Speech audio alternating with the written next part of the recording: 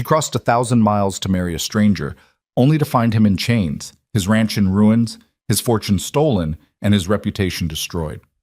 Stranded in the brutal Montana wilderness with no money, no protection, and nowhere left to run, Clara Whitmore was supposed to disappear quietly.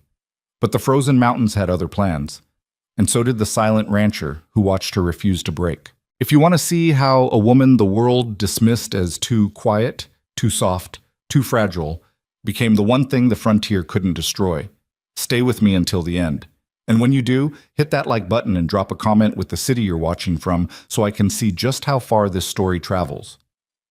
The morning Clara Whitmore left Briar Glen, Vermont, no one came to see her off. She stood alone on the train platform with a single worn trunk at her feet, the early autumn wind cutting through her thin coat. Around her, families embraced, children laughed, porters shouted directions over the hiss of steam engines. But Clara stood silent in the center of it all, invisible as she had always been.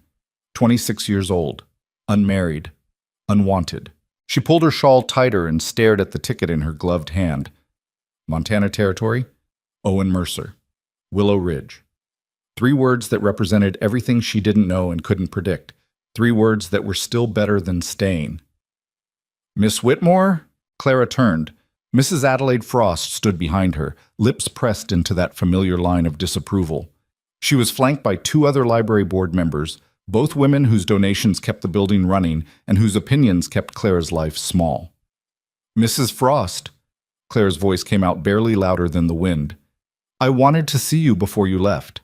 Mrs. Frost adjusted her gloves with sharp, precise movements. To ensure you understand the finality of your decision. Clara said nothing. There was nothing to say. The library board had already made their decision weeks ago, though they'd been careful not to tell her directly. She'd overheard it through the door of the reading room, how they needed someone with more presence, someone who could represent the institution properly, someone who wasn't so difficult to hear, someone who wasn't Clara. The position has been filled, Mrs. Frost continued, as if Clara didn't already know. Miss Pemberton will take over next Monday. She's quite animated. The children adore her. Unlike you. The unspoken words hung in the cold air. Clara nodded once. I hope she'll be very happy. Mrs. Frost's expression softened slightly, though not with kindness, with pity, which was worse. You could have stayed, you know, found something else. There are positions for women like you, seamstress work, laundry, something manageable. Women like you. Broken, quiet, unmarriageable. I've made my choice, Clara said softly. To marry a complete stranger, Mrs. Frost's voice sharpened. A man you've exchanged 4 letters with? A rancher in the wilderness who could be anyone? Clara, this is madness. Maybe it was. Probably it was. But madness was still better than disappearing slowly in a town that had already decided she didn't matter. The train whistle blew. Clara picked up her trunk, lighter than it should have been, containing a life that fit into one small box, and turned toward the platform steps. Goodbye, Mrs. Frost. She didn't look back. The train journey west took 5 days. Clara spent most of it pressed against the window, watching the landscape transform from rolling green hills to flat prairies to jagged mountains that seemed to scrape the sky itself. The other passengers talked and laughed, formed temporary friendships, shared meals. Clara ate alone, slept alone, existed in the careful silence she'd perfected over years of being overlooked. She reread Owen's letters until the paper softened at the folds. Dear Miss Whitmore, I was pleased to receive your response to my advertisement. You sound like a sensible woman, which is exactly what I need. Life here is not easy, but it is honest work and good land. I own a cattle ranch outside Willow Ridge, Montana Territory, 300 acres with a main house, barn, and stable. I am 34 years old, in good health, and of steady temperament. I do not drink to excess, and I attend church regularly. I will not lie to you. I need a wife because this territory is hard on a man alone. I need someone to manage the household, help with accounts, and provide companionship. In return, I can offer you security, respect, and a home of your own. If you are still interested, I will send train fare and meet you at the station in Willow Ridge on October 15th. Respectfully, Owen Mercer. The letters that followed had been shorter, more practical. Details about the house, questions about her health, her education, her ability to cook and sew. Nothing about love or affection or anything resembling warmth. But Clara hadn't expected warmth. She'd expected exactly what Owen offered: security, respect, and a home of her own. It was more than Briar Glen had ever given her. On the 5th day, the train pulled into Willow Ridge. Clara stepped onto the platform and immediately understood that she had left civilization behind. The station was barely more than a wooden shack with a painted sign. The town itself looked like it had been carved out of the mountains by sheer stubbornness. A single dirt street lined with rough buildings, horses tied to hitching posts, men in dusty work clothes moving with the kind of purposeful exhaustion that came from manual labor. And standing at the edge of the platform, holding his hat in both hands, was Owen Mercer. Clara recognized him from the single photograph he'd sent. Tall, broad-shouldered, clean-shaven, with dark hair and serious eyes. He looked older than 34, tired, but respectable enough in his pressed shirt and dark trousers. She walked toward him slowly, her trunk dragging behind her. Owen's expression didn't change as she approached. No smile, no warmth, just careful assessment. "Miss Whitmore." "Mr. Mercer." Clara's voice came out thin in the mountain air. They stood there for a long moment, two strangers trying to figure out what they'd agreed to. "You're smaller than I expected," Owen said finally. Clara wasn't sure how to respond to that. She was average height, average build, average in every unremarkable way. "I'm sorry?" "It's fine." He reached for her trunk. "We'll make it work. The wagon's this way." He turned and walked without waiting to see if she followed. Clara stood frozen for just a second, watching this man, her future husband, stride away like she was cargo he'd just collected. Then she forced her feet to move and followed him down the platform toward a dusty wagon hitched to two tired-looking horses. Owen loaded her trunk without ceremony and gestured toward the wagon seat. "Climb up." Clara gathered her skirts and pulled herself onto the hard wooden bench. Owen settled beside her, took up the reins, and clicked his tongue. The horses started forward with a jolt that nearly knocked Clara sideways. They rode in silence. The town disappeared behind them quickly, replaced by endless rolling hills dotted with sage and scrub pine. The road, if it could be called a road, was barely more than wagon ruts cutting through wild grass. Mountains rose in the distance, sharp and snow-capped, even in October. After 20 minutes, Clara found her voice. "How far is the ranch?" "Hour and a half," Owen said without looking at her. "Maybe 2, depending on the horses." More silence. Clara tried again. "Your letters mentioned you raise cattle?" "Some." "How many?" "Enough." She waited for him to elaborate. He didn't. The sun moved lower toward the mountains. The air grew colder. Clara pulled her shawl tighter and told herself this was just nervousness. Owen was a practical man, reserved. Once they reached the ranch, once she proved herself useful, things would improve. They had to improve. Finally, as the light turned gold and long shadows stretched across the prairie, Owen spoke again. "I need you to understand something before we get there." Clara turned toward him. His jaw was tight, his hands gripping the reins harder than necessary. "I didn't lie in my letters," he said slowly. "But I didn't tell you everything either." Something cold settled in Clara's stomach. "What do you mean?"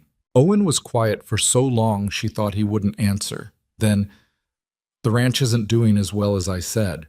Haven't had a good season in 2 years. Drought killed half the herd last summer. I've been making investments, trying to turn things around." "What kind of investments?" "Mining."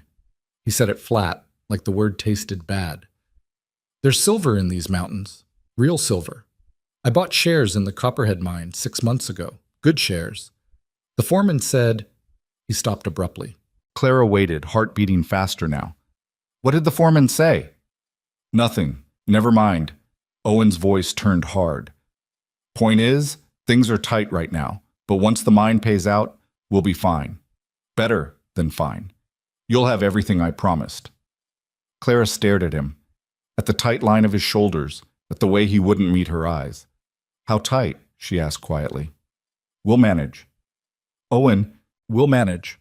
His tone left no room for argument. "You'll do your part, I'll do mine, and in 6 months we'll be sitting comfortable. That's all you need to know." He clicked his tongue and the horses moved faster, as if he could outrun the conversation.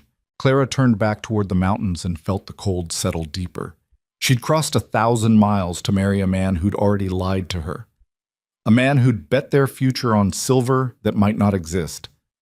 A man who looked at her like she was one more problem to manage instead of a person to build a life with. But what choice did she have now? None. She had no money for a return ticket, no home to return to, no one who cared if she disappeared into the Montana wilderness.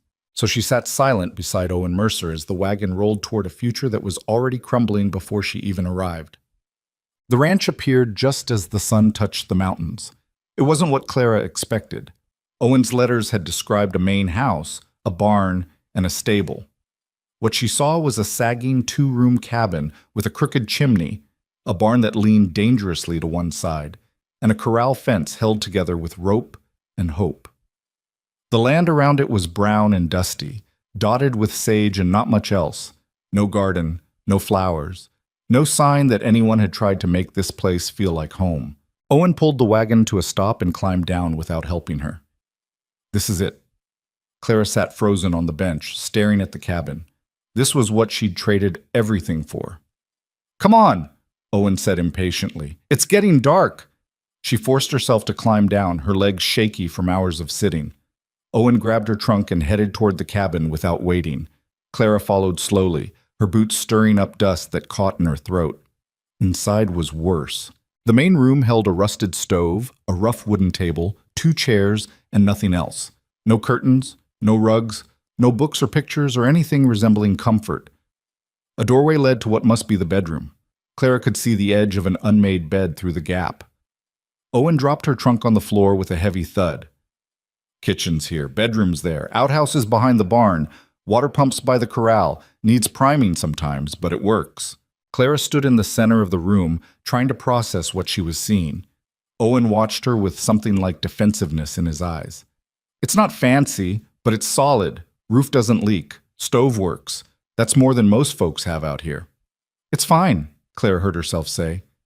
The words came out automatic, the same way she'd spent years making herself small and agreeable. "It's fine." "Good." Owen moved toward the door. "I've got to check the horses before dark. There's beans in the cupboard and some bacon. Fire's easy to start if you know what you're doing." He left before she could respond. Clara stood alone in the dim cabin, listening to his boots crunch across the yard outside. Then she sat down slowly on one of the chairs and stared at her hands folded in her lap. She'd imagined this moment so many times on the train. The moment she'd arrive at her new home. She'd pictured Owen showing her around, awkward but kind. She'd pictured making dinner together, learning each other's rhythms, starting the careful work of building something together. She hadn't pictured this. The sun set. The cabin grew darker. Clara didn't move to light a lamp. She just sat there in the gathering shadows, wondering what exactly she'd done to her life. Eventually, Owen came back inside, stomping dirt off his boots. He glanced at her, still sitting in the same chair, unmoving, and frowned. "You didn't start dinner?" "No." Clara's voice was barely audible. "I didn't." "Why not?" She didn't have an answer, or maybe she had too many answers and none of them would matter. Owen's frown deepened. "Clara, I need you to understand something. I don't have time to coddle you. This is a working ranch. Everyone pulls their weight. That includes you." "I know." "Do you?" He crossed his arms. "Because right now you're sitting in the dark like some kind of lost child."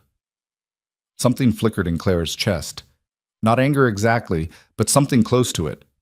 Something that had been building since the train platform in Briar Glen. She stood up slowly. "You lied to me." Owen's expression went flat. "I told you the truth that mattered.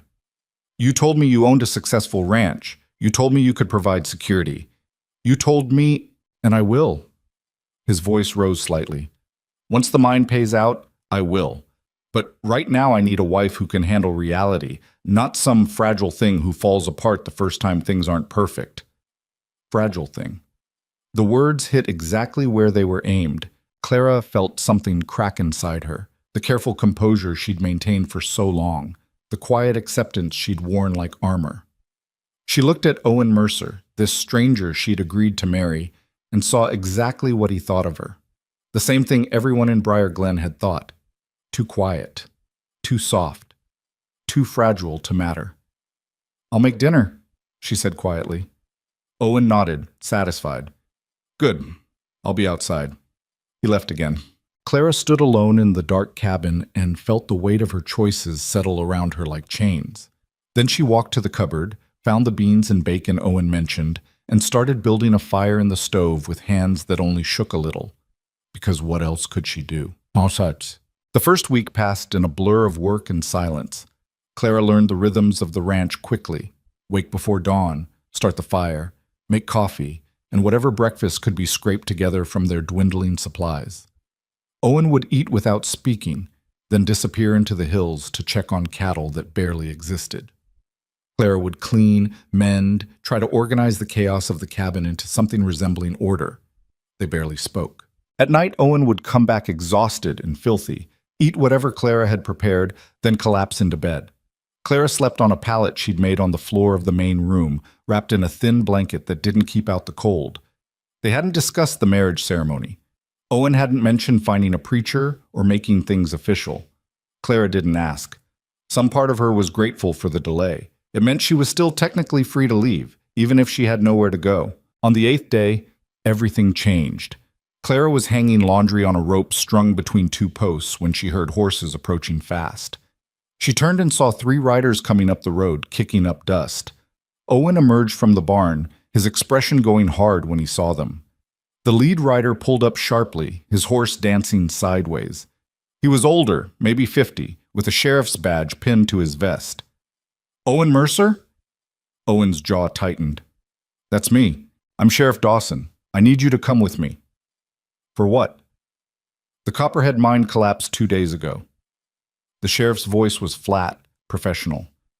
"Killed 16 men. The investigation found that the support beams were rotted through.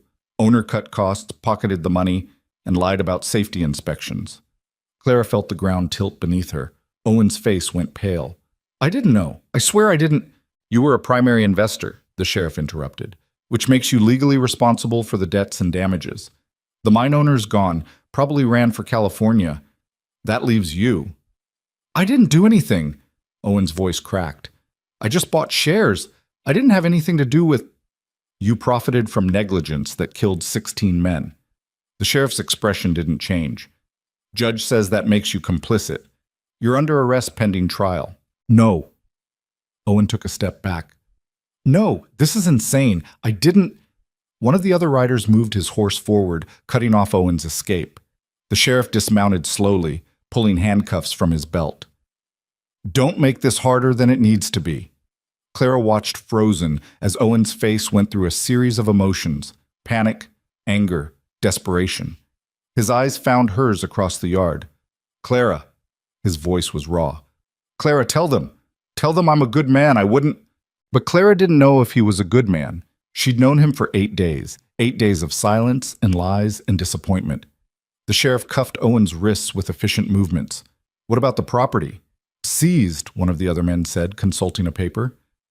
"To be sold at auction for damages and restitution to the families." Owen's face went white. "Everything?" "Everything."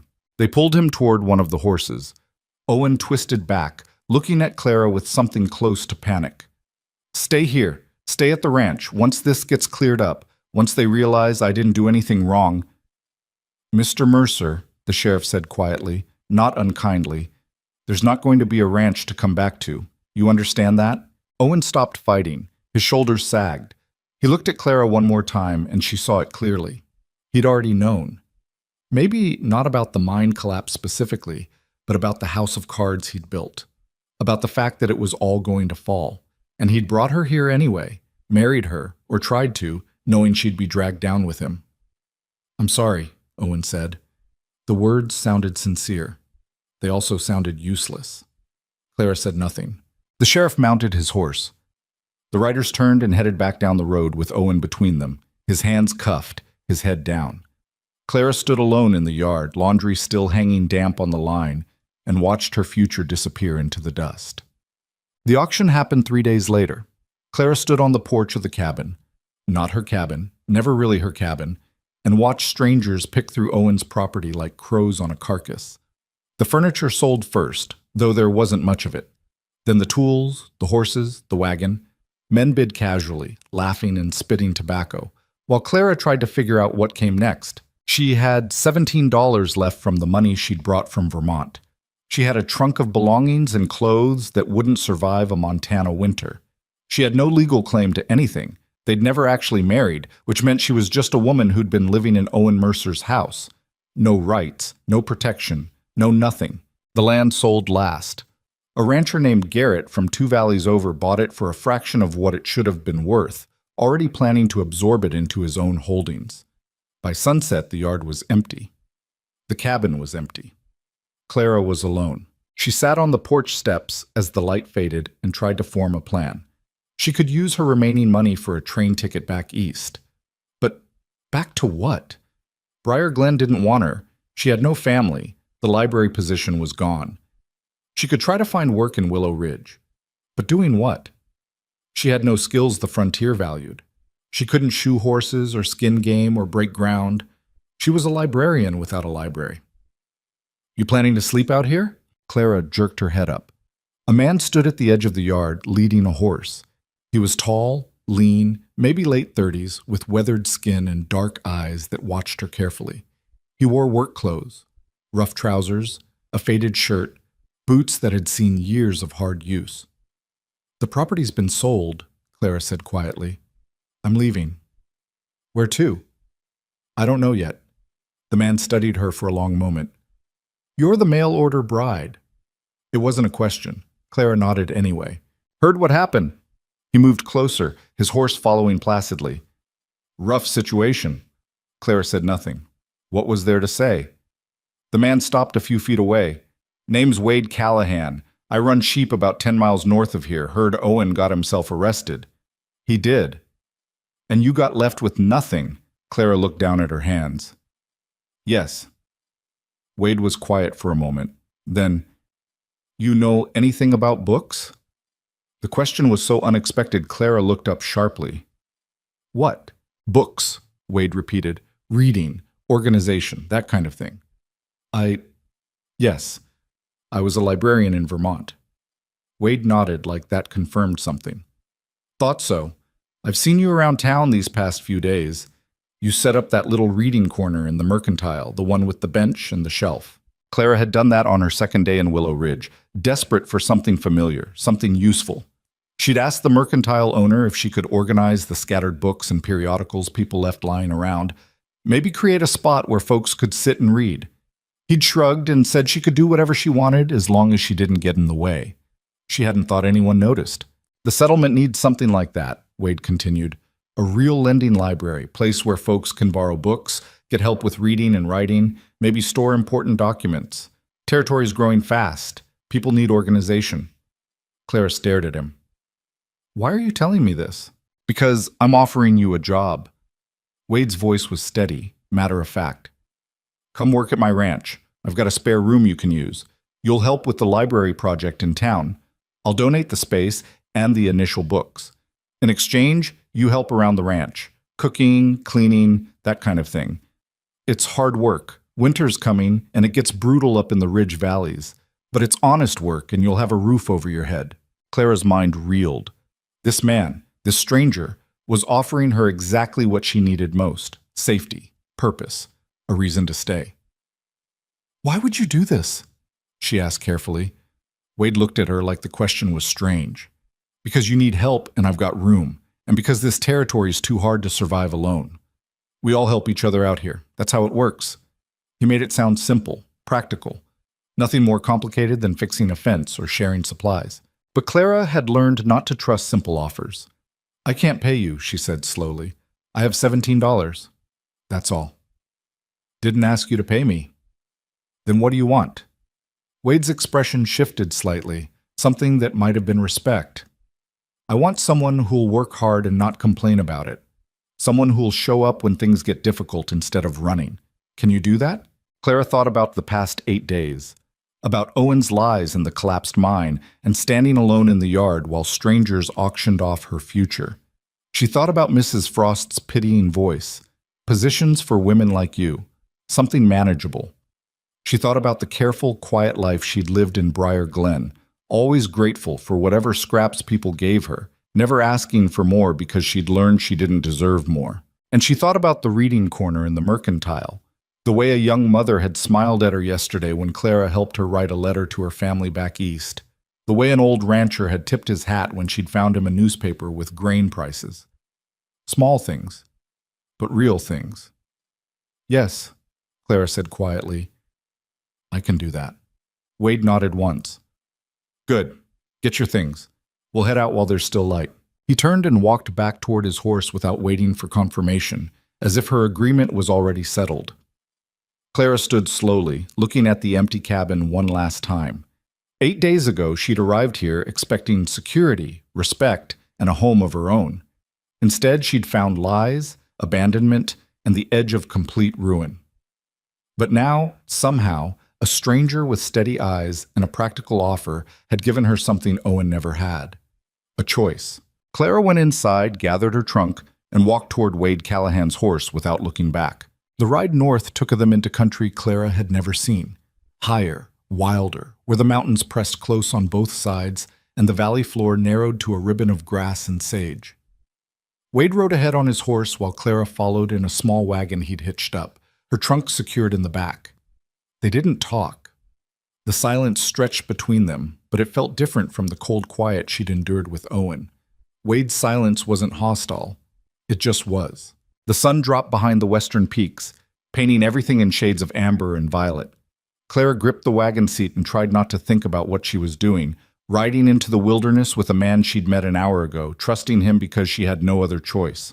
After nearly 2 hours, Wade turned his horse off the main track onto a narrower path that climbed steadily upward. Trees thickened around them, pine and aspen, their leaves already turning gold. The air smelled different here, cleaner, colder. Then the path opened into a broad valley, and Clara saw the ranch. It wasn't like Owen's broken-down property. Wade's place looked like someone actually lived there, worked there, cared about keeping it standing. The main house was bigger than she expected. 2 stories, rough-hewn logs, a stone chimney that rose straight and solid. A long barn stretched to the left, well-maintained with a peaked roof and wide doors. Corrals ran in neat lines behind the barn, and beyond them Clara could see sheep scattered across the hillside, white shapes moving slowly in the fading light. Wade dismounted and tied his horse to a post. We're here. Clara climbed down from the wagon, her legs stiff from the ride. She stood there taking it all in, the tidy yard, the neat fences, the smoke rising from the chimney. It looked like the kind of place Owen had pretended to own. It's bigger than I expected, she said quietly. Wade started pulling her trunk from the wagon. Been in my family since the 50s. My father built most of it before he died. I've just been maintaining. You run it alone? Got 2 ranch hands who live in the bunkhouse. He gestured toward a smaller building near the barn. They're out with the herd right now. Won't be back until tomorrow.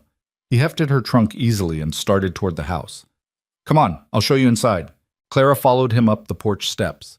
The front door opened into a large main room with a stone fireplace, worn furniture that looked comfortable rather than decorative, and shelves lined with books. Clara's eyes caught on those immediately, dozens of volumes, organized by subject, spines cracked from use.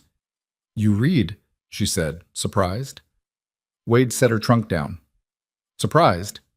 Most ranchers I've met don't keep libraries. Most ranchers didn't have a schoolteacher mother who believed ignorance was worse than poverty. He moved toward the fireplace and started building up the fire. She made sure my sister and I could read before we could ride. Said books were the only thing that'd keep us human out here.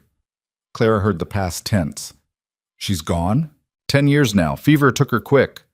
Wade's hands moved efficiently, stacking kindling. Kitchen's through there, bedrooms upstairs.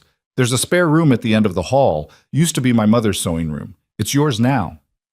Where's your sister? Clara asked. Wade went very still for just a moment, then continued building the fire. Upstairs. She doesn't come down much. The way he said it made Clara stop asking. Wade struck a match and held it to the kindling. Flames caught and spread, filling the room with warm light. He stood and brushed off his hands. You hungry? A little. There's stew from yesterday. Should still be good. He walked toward the kitchen without waiting for a response. Clara stood alone in the main room, taking in the details Wade hadn't mentioned. The mended curtains, the swept floors, the small touches that said someone had tried to make this house feel like home, even when it was just two people living in it. She heard Wade moving around in the kitchen, the clank of a pot, the sound of a fire being stoked. After a moment, she followed and found him ladling thick stew into two bowls. The kitchen was orderly, functional, cleaner than any bachelor kitchen had a right to be. "You cook?" she asked. "Had to learn after Ma died. Sister tried, but..." He trailed off and handed her a bowl. "Eat. Then I'll show you upstairs." They ate standing at the counter, not bothering with the table. The stew was good, better than good, actually. Venison and potatoes and carrots cooked until they fell apart. "This is excellent," Clara said. Wade shrugged. "It's food. Most men can't cook like this. Most men have wives to do it for them." He said it without bitterness, just fact. "I learned or I starved. Simple as that." Clara took another bite, studying him. Wade Callahan was different from any man she'd known. He didn't posture or preen, didn't seem to need acknowledgement or praise. He just moved through the world doing what needed doing, no more and no less. "Why did you really offer me this job?" she asked quietly. Wade looked at her directly. "I told you. Territory needs a library and you need work." "That's not all of it." He was quiet for a long moment, considering. Then, "I've watched this settlement grow for 15 years, seen families arrive with nothing and either make it or break.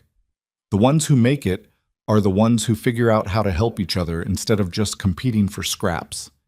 He set his empty bowl in the sink. "You got dealt a bad hand. Owen Mercer lied to you and left you stranded. Seemed wrong to let you go under when I could help. That's all there is to it."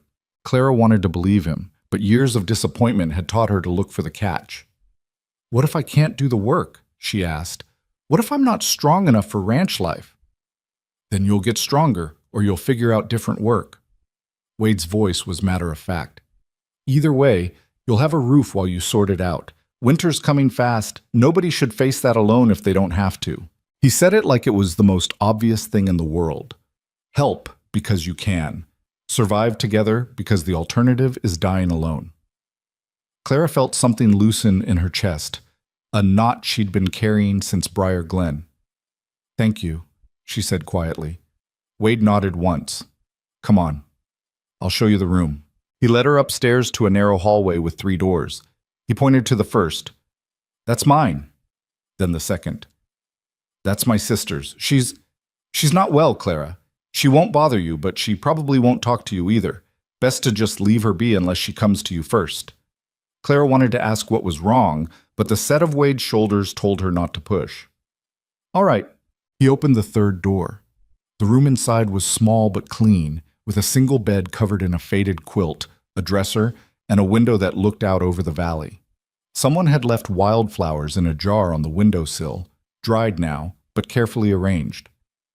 "This was your mother's," Clara said. "Yes." "You kept it nice." Wade's expression softened slightly. "She deserved that much." He brought her trunk in and set it at the foot of the bed. "Outhouse is behind the house. Water pumps by the kitchen door. If you need anything tonight, just knock. Otherwise, I'll see you at breakfast. 5 o'clock. 5. Clara tried to hide her dismay. Ranch doesn't wait for convenient hours, but Wade's tone wasn't unkind. "You'll get used to it." He left, closing the door quietly behind him. Clara sat on the edge of the bed and looked around the small room. It smelled faintly of pine and old flowers. The quilt was worn but well made, stitched with a pattern of interlocking stars. Someone had loved this room once. Someone had felt safe here. She lay back slowly and stared at the ceiling, exhausted beyond words. 2 weeks ago, she'd been in Briar Glen, invisible and unwanted, but at least certain of where she stood. Now she was in the Montana mountains working for a stranger, sleeping in a dead woman's sewing room, preparing to build a frontier library out of nothing. It should have terrified her. Instead, for the first time since leaving Vermont, Clara felt something almost like hope. The next morning, Wade woke her by pounding on the door at 4:30. "Up," he called through the wood. "Coffee's on." Clara dragged herself out of bed, fumbled into her clothes in the dark, and stumbled downstairs to find Wade already dressed and moving through the kitchen with efficient purpose. He handed her a cup of coffee without speaking and gestured toward the stove. "Bacon's in the cold box. Eggs, too. Make enough for 5. The hands will be back by 6. Then he was gone, out the door into the pre-dawn darkness. Clara stood alone in the kitchen, coffee cup in hand, and tried to figure out where to start. She found the cold box, a clever wooden contraption that used ice to keep food fresh, and pulled out bacon and eggs. The stove was already hot. She started cooking, her movements clumsy at first, but getting steadier as muscle memory from years of cooking for herself took over. By the time Wade came back in with 2 other men, she had a platter of bacon, a pan of scrambled eggs, and a pot of fresh coffee waiting. The men stopped in the doorway, looking surprised. "Clara, these are my ranch hands," Wade said. "Ben Torres and Jack Hardesty."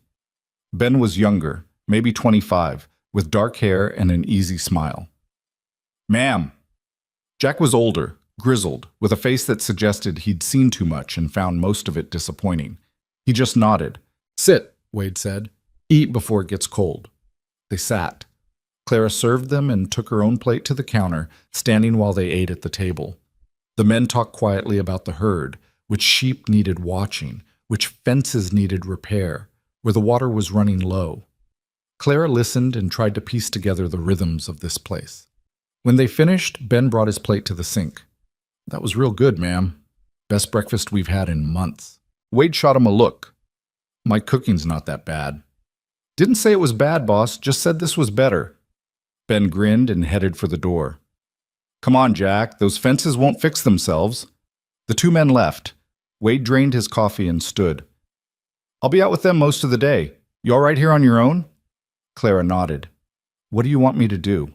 "Whatever needs doing. Clean, organize, cook dinner for tonight. There's mending in the basket by the fireplace if you run out of work." He paused. "And at some point, go up and check on my sister, Emma. Just knock on the door and let her know there's food if she wants it. She probably won't answer, but try anyway." "All right." Wade started toward the door, then stopped. "Clara, you did good this morning. Thank you." He left before she could respond. Clara stood in the quiet kitchen and felt that strange flutter of hope again. She'd been here less than 12 hours and already she'd done something useful. Already she'd earned a thank you from a man who seemed like he didn't waste words on pleasantries. She rolled up her sleeves and got to work. The house wasn't dirty, exactly, but it had the worn-down look of a place maintained by people too busy to do more than the minimum.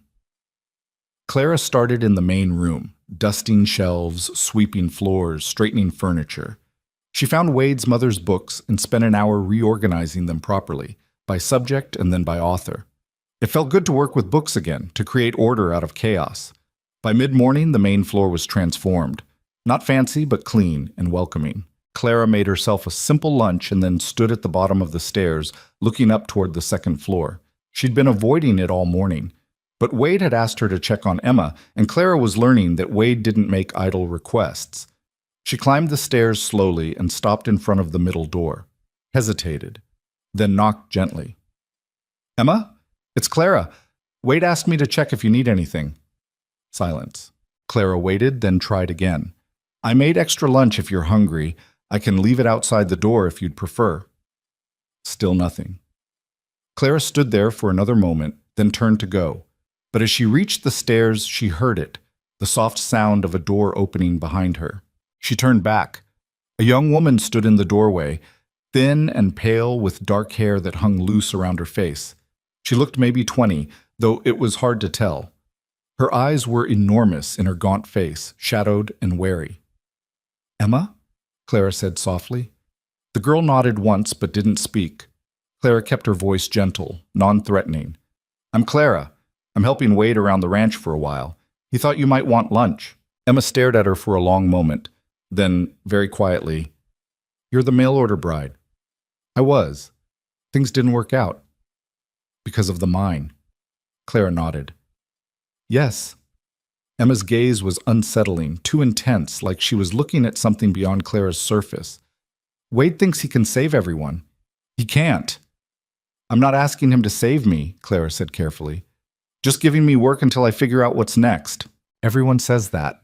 Then they stay. Then they leave when it gets too hard." Emma's voice was flat, emotionless. You'll leave too. Maybe, Clara admitted. I don't know yet. Emma seemed surprised by the honesty. Her expression flickered with something almost like interest. You're different from the others. What others? The women Wade hired before.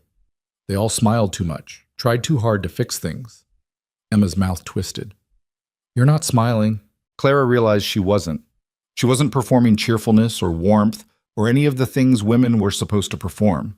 She was just standing there, being honest. I don't smile when I don't mean it, Clara said quietly. Emma studied her for another long moment. Then, I'll eat in my room. Just leave the plate outside. All right. Emma started to close the door, then stopped. Clara? Yes? Thank you for not pretending. The door closed softly. Clara stood in the hallway, processing what just happened. Emma was damaged. That much was clear. But she wasn't unreachable.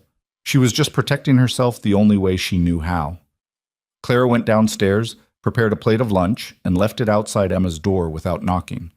When she checked an hour later, the plate was empty. The days fell into a pattern. Clara woke before dawn, made breakfast, cleaned the house, prepared meals, mended clothes, organized supplies. The work was endless and exhausting, but it was also straightforward. No one criticized her quietness. No one said she wasn't doing enough. Wade would nod his approval when he came in for meals, Ben would thank her cheerfully, and even Jack started offering gruff compliments. Emma remained mostly invisible, but every day Clara left lunch outside her door, and every day the plate came back empty. Occasionally Clara would catch glimpses of her, a pale figure watching from an upstairs window, a shadow moving in the hallway late at night, but they didn't speak again. On the fifth day, Wade approached Clara after breakfast. I'm heading into town today. Supply run. You want to come? Clara looked up from the dishes. Is that necessary? Thought you might want to see about the library situation, talk to folks, get a sense of what's needed. Clara's heart beat faster. She'd been so focused on survival, on proving herself useful, that she'd almost forgotten the reason Wade had hired her in the first place. Yes, she said. I'd like that. They rode into Willow Ridge mid-morning, the wagon rattling over rough roads. The town looked different in daylight, still rough and unfinished, but more alive than Clara remembered. People moved along the main street, going about their business. Children played in the dirt. Women hung laundry behind buildings. Wade pulled the wagon to a stop in front of the mercantile. I've got business at the blacksmith. You go on and talk to Harrison. He owns this place. Tell him I sent you and that we're serious about the library project. What if he says no? Wade looked at her steadily. Then you convince him to say yes. You're a librarian, Clara. This is your area. He climbed down and walked away, leaving her alone. Clara sat in the wagon for a moment, gathering her courage. Then she climbed down and pushed through the mercantile door. The interior was dim and cluttered, shelves packed with everything from flour to ammunition. A man stood behind the counter, middle-aged, balding, with sharp eyes that missed nothing. Help you? He asked. Mr. Harrison, I'm Clara Whitmore. Wade Callahan sent me to discuss the library project. Harrison's expression shifted to something more interested. The librarian heard about you. You're the one who organized that reading corner. Yes, sir. Smart idea. Gets people lingering, which means they spend more money. He came around the counter. Wade mentioned he wanted to fund a proper lending library. What's your plan? Clara hadn't realized she needed a plan. She'd thought Wade was handling the logistics. But Harrison was looking at her expectantly, waiting for her to prove she was worth the investment. She took a breath and reached for the knowledge she'd spent years building. The settlement needs 3 things. First, a central location where people can borrow and return books safely. Second, a basic catalog system so folks can find what they need without searching through piles. Third, someone to help with reading, writing, and document organization. A lot of settlers out here can't read well, and they need help with letters, contracts, and records. Harrison listened, nodding slowly. Makes sense. What do you need from me? Space, Clara said. Just a corner of the store, or even a back room if you have one. Wade's providing the books, and I'll do the work. You'll benefit from increased foot traffic. And if it doesn't work, then you've lost a corner of storage space for a few months. But if it does work, you become the center of community life in this settlement. People remember that. Harrison smiled slowly. You're not as quiet as people said. Clara felt heat rise in her cheeks. People talk about me? Course they do. Mail-order bride abandoned by the crooked rancher? That's good gossip. But most folks figured you'd be gone by now. Nobody expected you to stay. I didn't have anywhere else to go. Sure you did.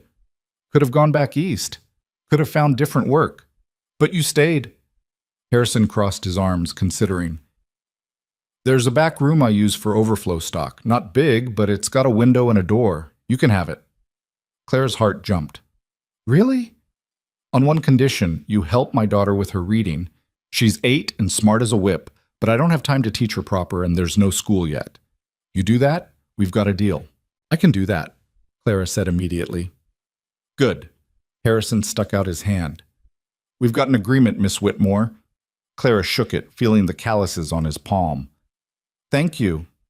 Don't thank me yet. You've got a lot of work ahead of you. Wade came back an hour later to find Clara in the mercantile's back room, already measuring shelves and making lists. He leaned against the doorframe, watching her work. Harrison said yes? He did. Clara looked up, flushed with excitement. Wade, this is perfect. It's small, but it's dry, and it has good light. We can fit at least 200 books in here, maybe more if I organize efficiently. When can you start? As soon as you get the books here. Wade smiled, the first real smile she'd seen from him. It transformed his face, made him look younger. I'll have the first load ready by tomorrow. We'll bring them up together.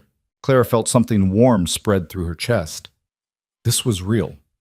This was happening. She was building something that mattered, something that would help people. Thank you, she said quietly, for believing I could do this. Wade's smile faded into something more serious. You did this yourself, Clara. I just gave you the opportunity. You're the one making it real. They rode back to the ranch in comfortable silence as the sun dropped toward the mountains. Clara watched the landscape roll past and thought about how much had changed in just 5 days. She'd gone from abandoned and desperate to purposeful and needed, from invisible to seen. Not because anyone had rescued her, because she'd proven she was worth keeping around. That night after dinner, Clara sat in the main room working on catalog cards for the library. Wade sat across from her, mending tack by lamplight. The fire crackled. Outside, wind rattled the windows. Can I ask you something? Clara said quietly. Wade didn't look up from his work. Go ahead. What happened to Emma? Wade's hand stilled. For a long moment, Clara thought he wouldn't answer. Then slowly he set down the leather strap he'd been working on. 3 years ago, she was engaged to a man named Thomas Garrett. Good family, solid reputation. Wedding was all planned. Wade's voice was flat, controlled. 2 weeks before the ceremony, Thomas got drunk and showed his real nature. Beat Emma so badly she couldn't walk for a month. When my father tried to press charges, the Garretts paid off the sheriff and Thomas disappeared. We heard later he'd gone to California. Clara's stomach turned. That's horrible. It gets worse. Emma tried to move on, tried to rebuild. But the town blamed her, said she must have done something to provoke him, said she should be grateful he left instead of forcing the marriage. Wade's jaw was tight. She stopped going into town, stopped talking to people. Eventually, she just stopped coming downstairs, stopped doing much of anything except existing. And you've been taking care of her. She's my sister. What else would I do? Clara thought about Mrs. Frost and the library board, about Owen Mercer bringing her out here on false pretenses, about every person who'd dismissed her or pitied her or treated her like she was too fragile to matter. The world's not kind to women, she said quietly. Wade looked at her directly. No, it's not. But that doesn't mean we stop fighting it. Is that why you hired me? Because you think I'm like Emma? No. Wade's voice was firm. I hired you because you're not. Emma broke and hasn't figured out how to mend. You bent, but you didn't break. That's the difference. Clara felt tears prick her eyes. She blinked them back. How do you know I won't break? Because you're still here. Because you got off that wagon 5 days ago and started working instead of falling apart. Because you walked into Harrison's mercantile and negotiated space for a library, like you'd been doing it your whole life. Wade picked up his tack work again. That's not fragility, Clara. That's strength. No one had ever called her strong before. Clara looked down at her catalog cards, emotions churning. I don't feel strong. Nobody does. We just keep moving forward anyway. They worked in silence after that, the only sounds the crackling fire and the scratch of Clara's pen on paper. But something had shifted between them, an understanding, a recognition. They were both survivors, and maybe, together, they could build something that lasted. The library opened 2 weeks later. Wade brought the books in 3 wagon loads, volumes from his family collection, books donated by neighboring ranchers, periodicals and newspapers people had been hoarding. Clara spent days organizing them, building a simple card catalog system, creating a checkout ledger. Harrison's daughter Maggie helped after school, her young energy infectious. On opening day, Clara stood in the small back room and watched people filter in. A young mother looking for children's books. An old rancher needing help writing a letter to his son back east. 3 teenagers wanting to borrow penny dreadfuls. A sheep herder from the high country who'd heard there were books in Spanish. Clara helped them all. Quietly, patiently, without fuss or performance. She found books, wrote letters, explained the lending system. She treated everyone who walked through the door like they mattered, like their needs were important. By the end of the day, she'd checked out 17 books and helped write 4 letters. Wade found her that evening, sitting on the floor of the library, exhausted but glowing. How'd it go? 17, Clara said. 17 people borrowed books today. That's good. It's better than good. It's a start. Wade sat down on the floor next to her, his long legs stretched out.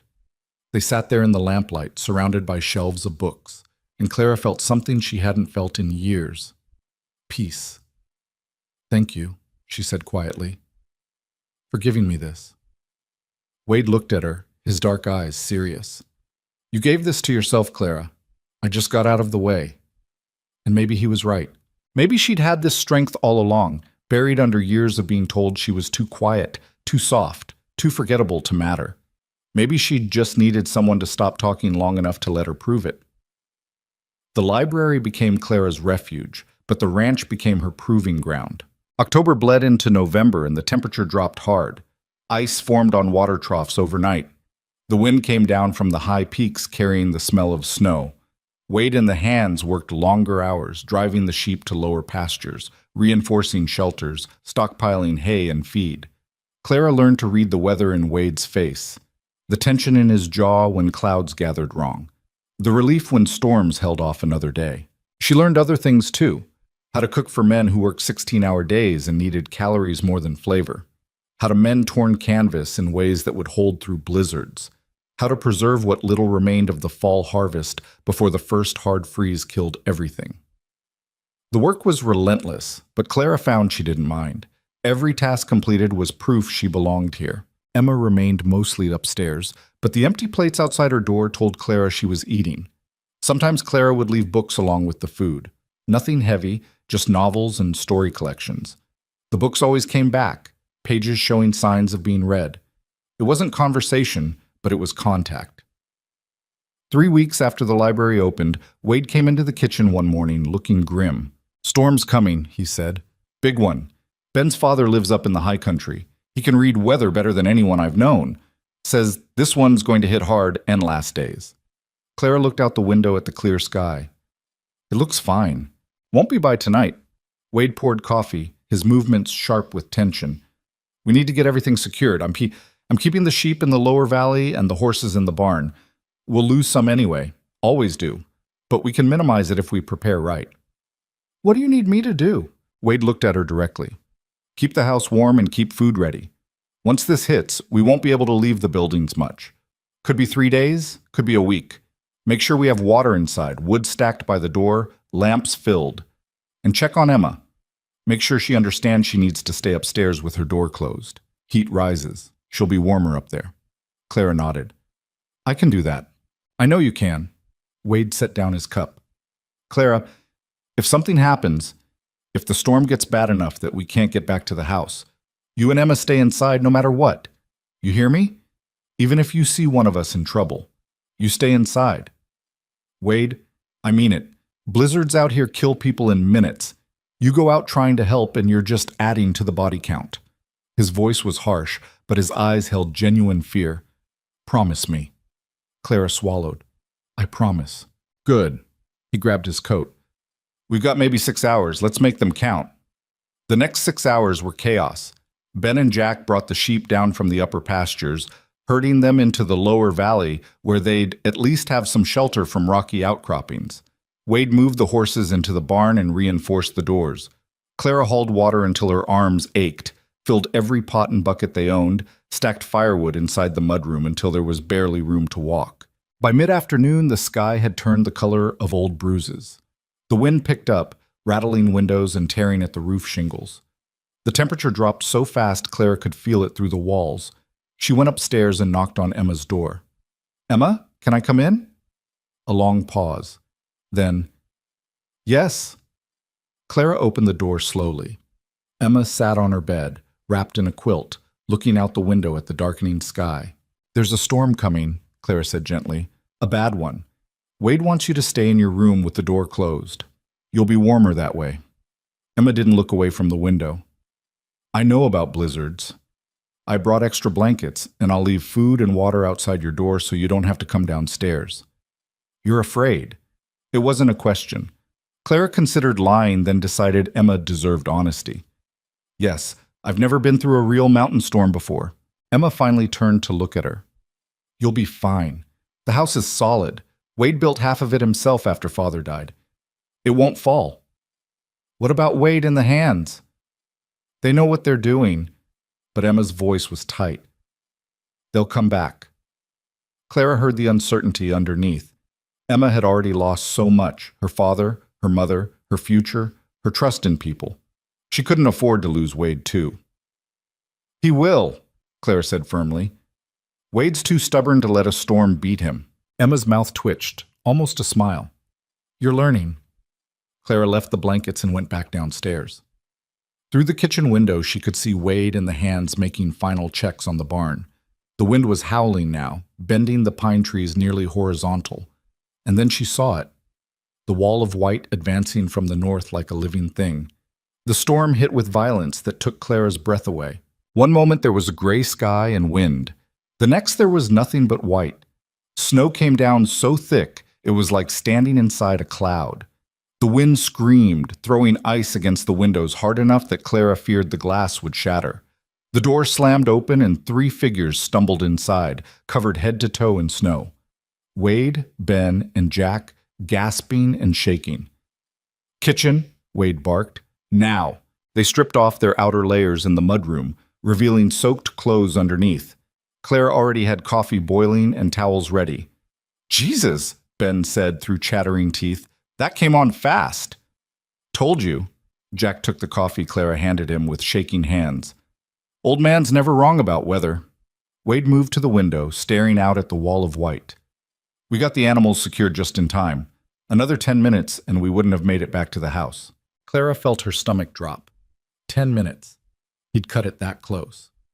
"Don't look at me like that," Wade said without turning around. "This is ranch life. You calculate risks and you take them. We don't have the luxury of playing it safe." "You could have died." "But we didn't." He finally turned to face her. "We're here. The animals are as safe as we can make them, and now we wait it out. That's how this works."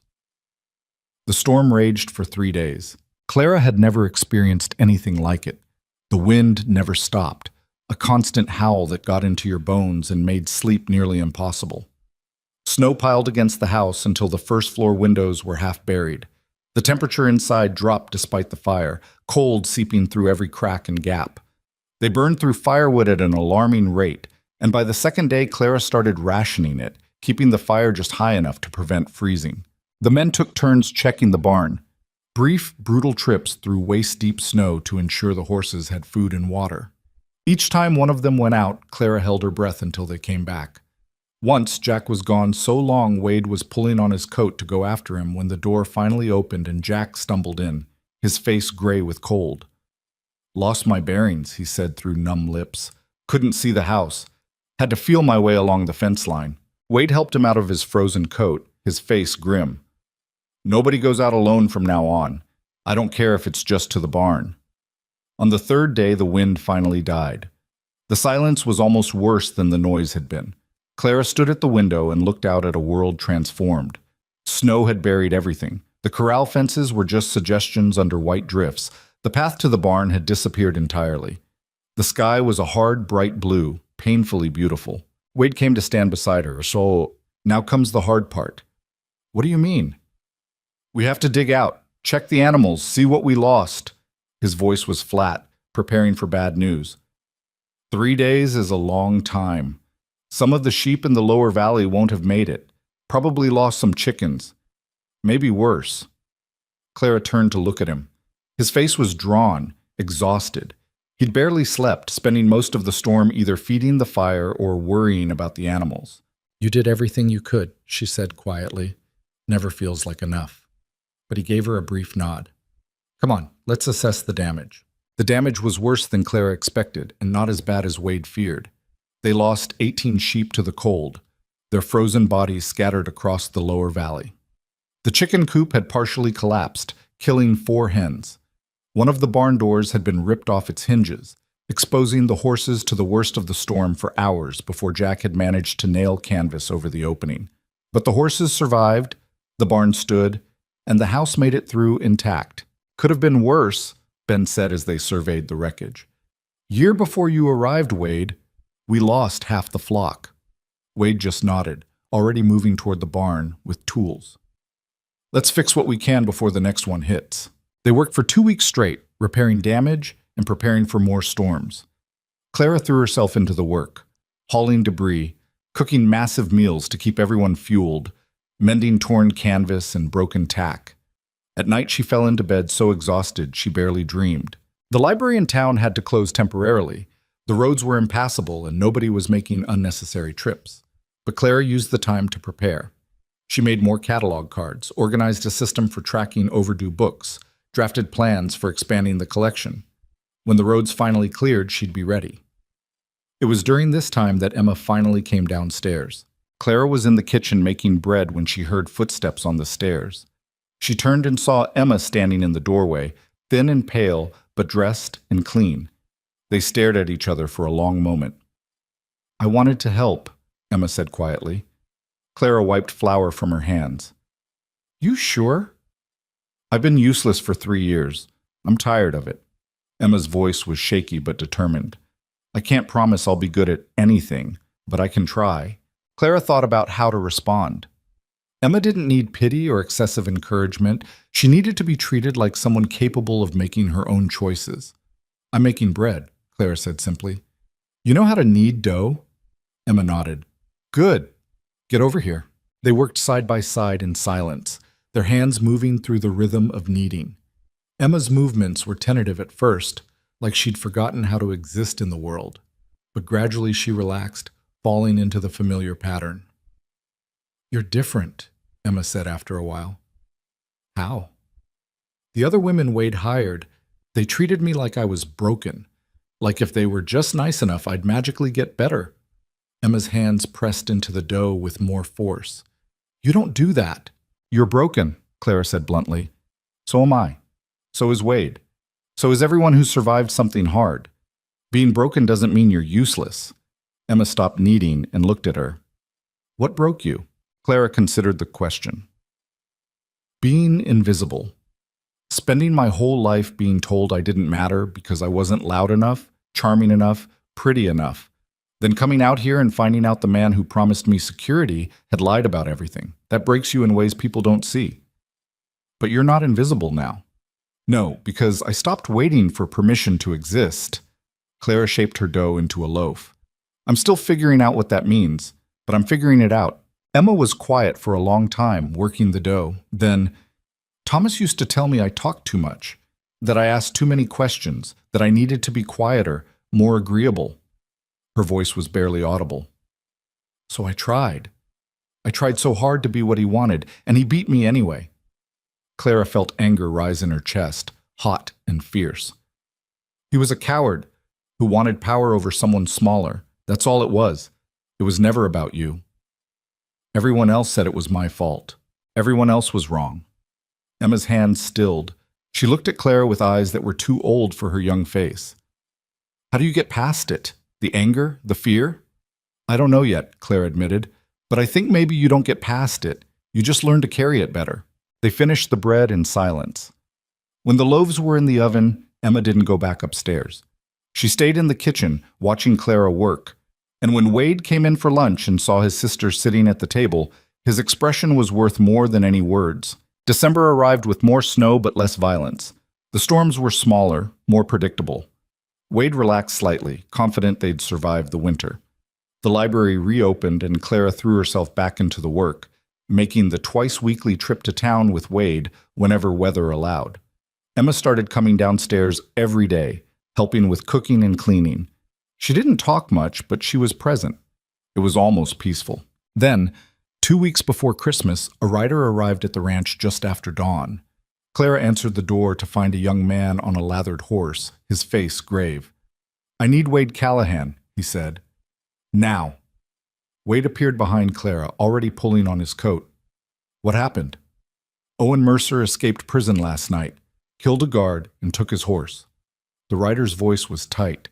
"Sheriff sent me to warn everyone. They think he's headed for the mountains." Clara felt the blood drain from her face. Wade's hand came to her shoulder, steadying. "How long ago?" Wade asked. 12 hours, maybe. They found the guard at dawn." The rider looked at Clara, his expression sympathetic. "He was asking about you, ma'am. Asking where the mail-order bride went. The other prisoners told the sheriff he's been talking about revenge. Blames you for everything that happened." "She didn't do anything," Wade said sharply. "I know that. You know that. Owen Mercer's not thinking straight." The rider gathered his reins.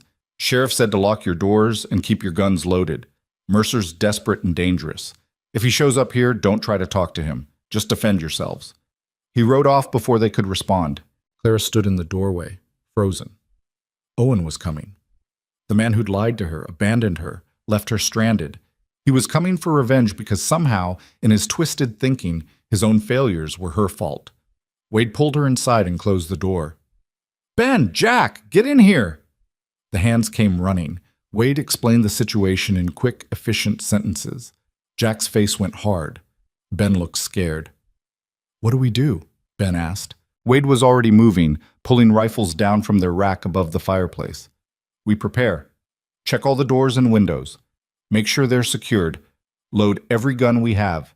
Nobody goes anywhere alone. And if Mercer shows up—" "He's not showing up here," Clara said.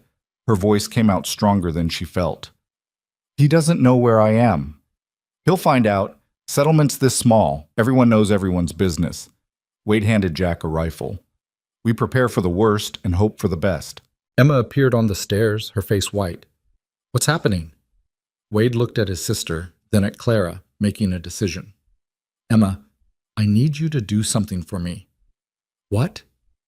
"Stay upstairs. If anyone comes to the house, anyone you don't know, you hide in the closet in Ma's old sewing room. You don't come out until I tell you it's safe. Understand?" Emma's eyes were wide with fear, but she nodded. "What about Clara?" "Clara stays with me." Wade's voice left no room for argument. They spent the day fortifying the ranch. Wade nailed boards across the downstairs windows, leaving just enough gap to see out and shoot through if necessary. Ben and Jack checked every gun, cleaned them, loaded them, set them within easy reach. Clara made food that could be eaten cold. They couldn't risk being away from windows to cook if Mercer showed up. As darkness fell, they took up positions. Wade at the front window, Jack at the back, Ben watching the barn. Clara sat at the kitchen table with a rifle she barely knew how to use, her hands shaking. "You ever shot a gun?" Wade asked quietly. "No." He came over and showed her, his hands patient. "Safety's here. You aim like this. Pull the trigger slow, don't jerk it. The kick's going to hurt, but don't let it make you drop the weapon." "I don't want to kill anyone," Clara whispered. "You won't have to." "I will." Wade's voice was gentle but firm. "But I need you to be ready just in case. Can you do that?" Clara looked at the rifle in her hands. 3 months ago, she'd been a quiet librarian in Vermont, invisible and overlooked. Now she was sitting in a Montana ranch house, holding a weapon, preparing to defend herself against a man who wanted her dead for crimes she didn't commit. "Yes," she said, "I can do that." The first night passed without incident, and the second. By the third day, tension had stretched everyone thin. Jack snapped at Ben over something minor. Ben broke a plate and nearly cried from exhaustion. Emma stayed upstairs, barely eating. Clara made coffee and tried to keep everyone fed, but fear sat in her stomach like a rock. Every sound outside made her jump. Every shadow looked like a threat. On the fourth night, Wade found her sitting alone in the kitchen after everyone else had gone to sleep. "You should rest," he said quietly. "Can't. Every time I close my eyes, I see him." Wade sat down across from her. "Owen's probably long gone by now. If he had any sense, he'd have run for California or Oregon. Coming after you would be stupid. He killed a guard to escape. I don't think he's thinking clearly." "No, probably not." Wade was quiet for a moment. "Clara, I want you to know something. If he does come here, if this turns into a fight, you're not alone. We'll protect you." "Why?" The question burst out of her. "Why are you doing this? I'm just someone you hired. You don't owe me anything." Wade looked at her steadily. "You're not just someone I hired. You're part of this place now, part of this family. And we protect our own." Clara felt tears burn her eyes. "I'm not family. Aren't you? You've been living in my mother's sewing room, cooking meals for my sister, running a library that serves the whole settlement. You've survived blizzards and isolation, and now you're sitting here ready to defend this place with a rifle you don't even know how to shoot properly." Wade's voice was gentle. "That sounds like family to me." "I don't know how to be part of a family. Neither do I. My father died when I was 16, my mother 10 years ago, and Emma's been locked in her room for 3 years. We're all just making this up as we go." He reached across the table and covered her hand with his. "But we're doing it together. That counts for something." His hand was warm, calloused, steady. Clara looked down at it and felt something shift in her chest, a crack in the armor she'd built around herself. "Thank you," she whispered. "For what?" "For seeing me when everyone else looked through me." Wade squeezed her hand once, then let go. "Get some sleep. I'll keep watch." Clara went upstairs and lay down on the bed in the sewing room, still fully dressed. She didn't expect to sleep, but exhaustion dragged her under, and for a few hours, she found peace. She woke to the sound of gunfire. Clara bolted upright, heart hammering. Outside, someone was shouting. More shots, sharp cracks that echoed off the mountains. She grabbed the rifle and ran for the stairs. Wade was at the front window, gun raised. Jack was at the back. Ben was running across the yard toward the barn, and beyond him, barely visible in the pre-dawn darkness, Clara saw a figure on horseback. Owen. He was thinner than she remembered, wild-eyed, with a gun in each hand. He fired toward the house, the bullet slamming into the wall above Wade's head. Wade returned fire, deliberately shooting wide. A warning, not a killing shot. "Mercer," Wade shouted, "you don't want to do this. Ride out now and maybe the sheriff goes easy on you." "Where is she?" Owen's voice was raw, half mad. "Where's the bitch who ruined my life?" Wade fired again, closer this time. "She's not here. And even if she was, you're not getting to her. Leave now or I put you down." Owen laughed, a horrible sound. "You think I'm afraid of dying? I've got nothing left. She took everything." "You took everything yourself when you gambled away your ranch and got 16 men killed. Because the mine was supposed to pay." Owen was screaming now. "It was supposed to work. I would have been rich. I would have given her everything I promised, but she showed up and everything fell apart." "That's not how reality works, Owen." Wade's voice was steady, calm. "You made bad choices. You lied. You got caught. None of that is Clara's fault." "She's here!" Owen kicked his horse forward. "I know she's here. Everyone in town told me. The abandoned bride living at Wade Callahan's ranch like some kind of—" Wade's shot took Owen's hat off. Owen jerked back in the saddle, his horse dancing sideways. He stared at Wade through the window, and for a moment Clara thought he might actually leave. Then he aimed both guns at the house and fired everything he had. Glass shattered, wood splintered. Wade dropped below the window, cursing. Jack fired from the back, catching Owen's horse in the flank. The animal screamed and reared, throwing Owen to the ground. Ben came running from the barn with a rifle. Owen scrambled to his feet, one gun lost in the snow, the other still clutched in his hand. He looked around wildly, at Wade's house, at the barn, at the mountains, like a trapped animal looking for an escape that didn't exist. His eyes found the upstairs window where Clara stood, frozen. Recognition flashed across his face. He raised his remaining gun.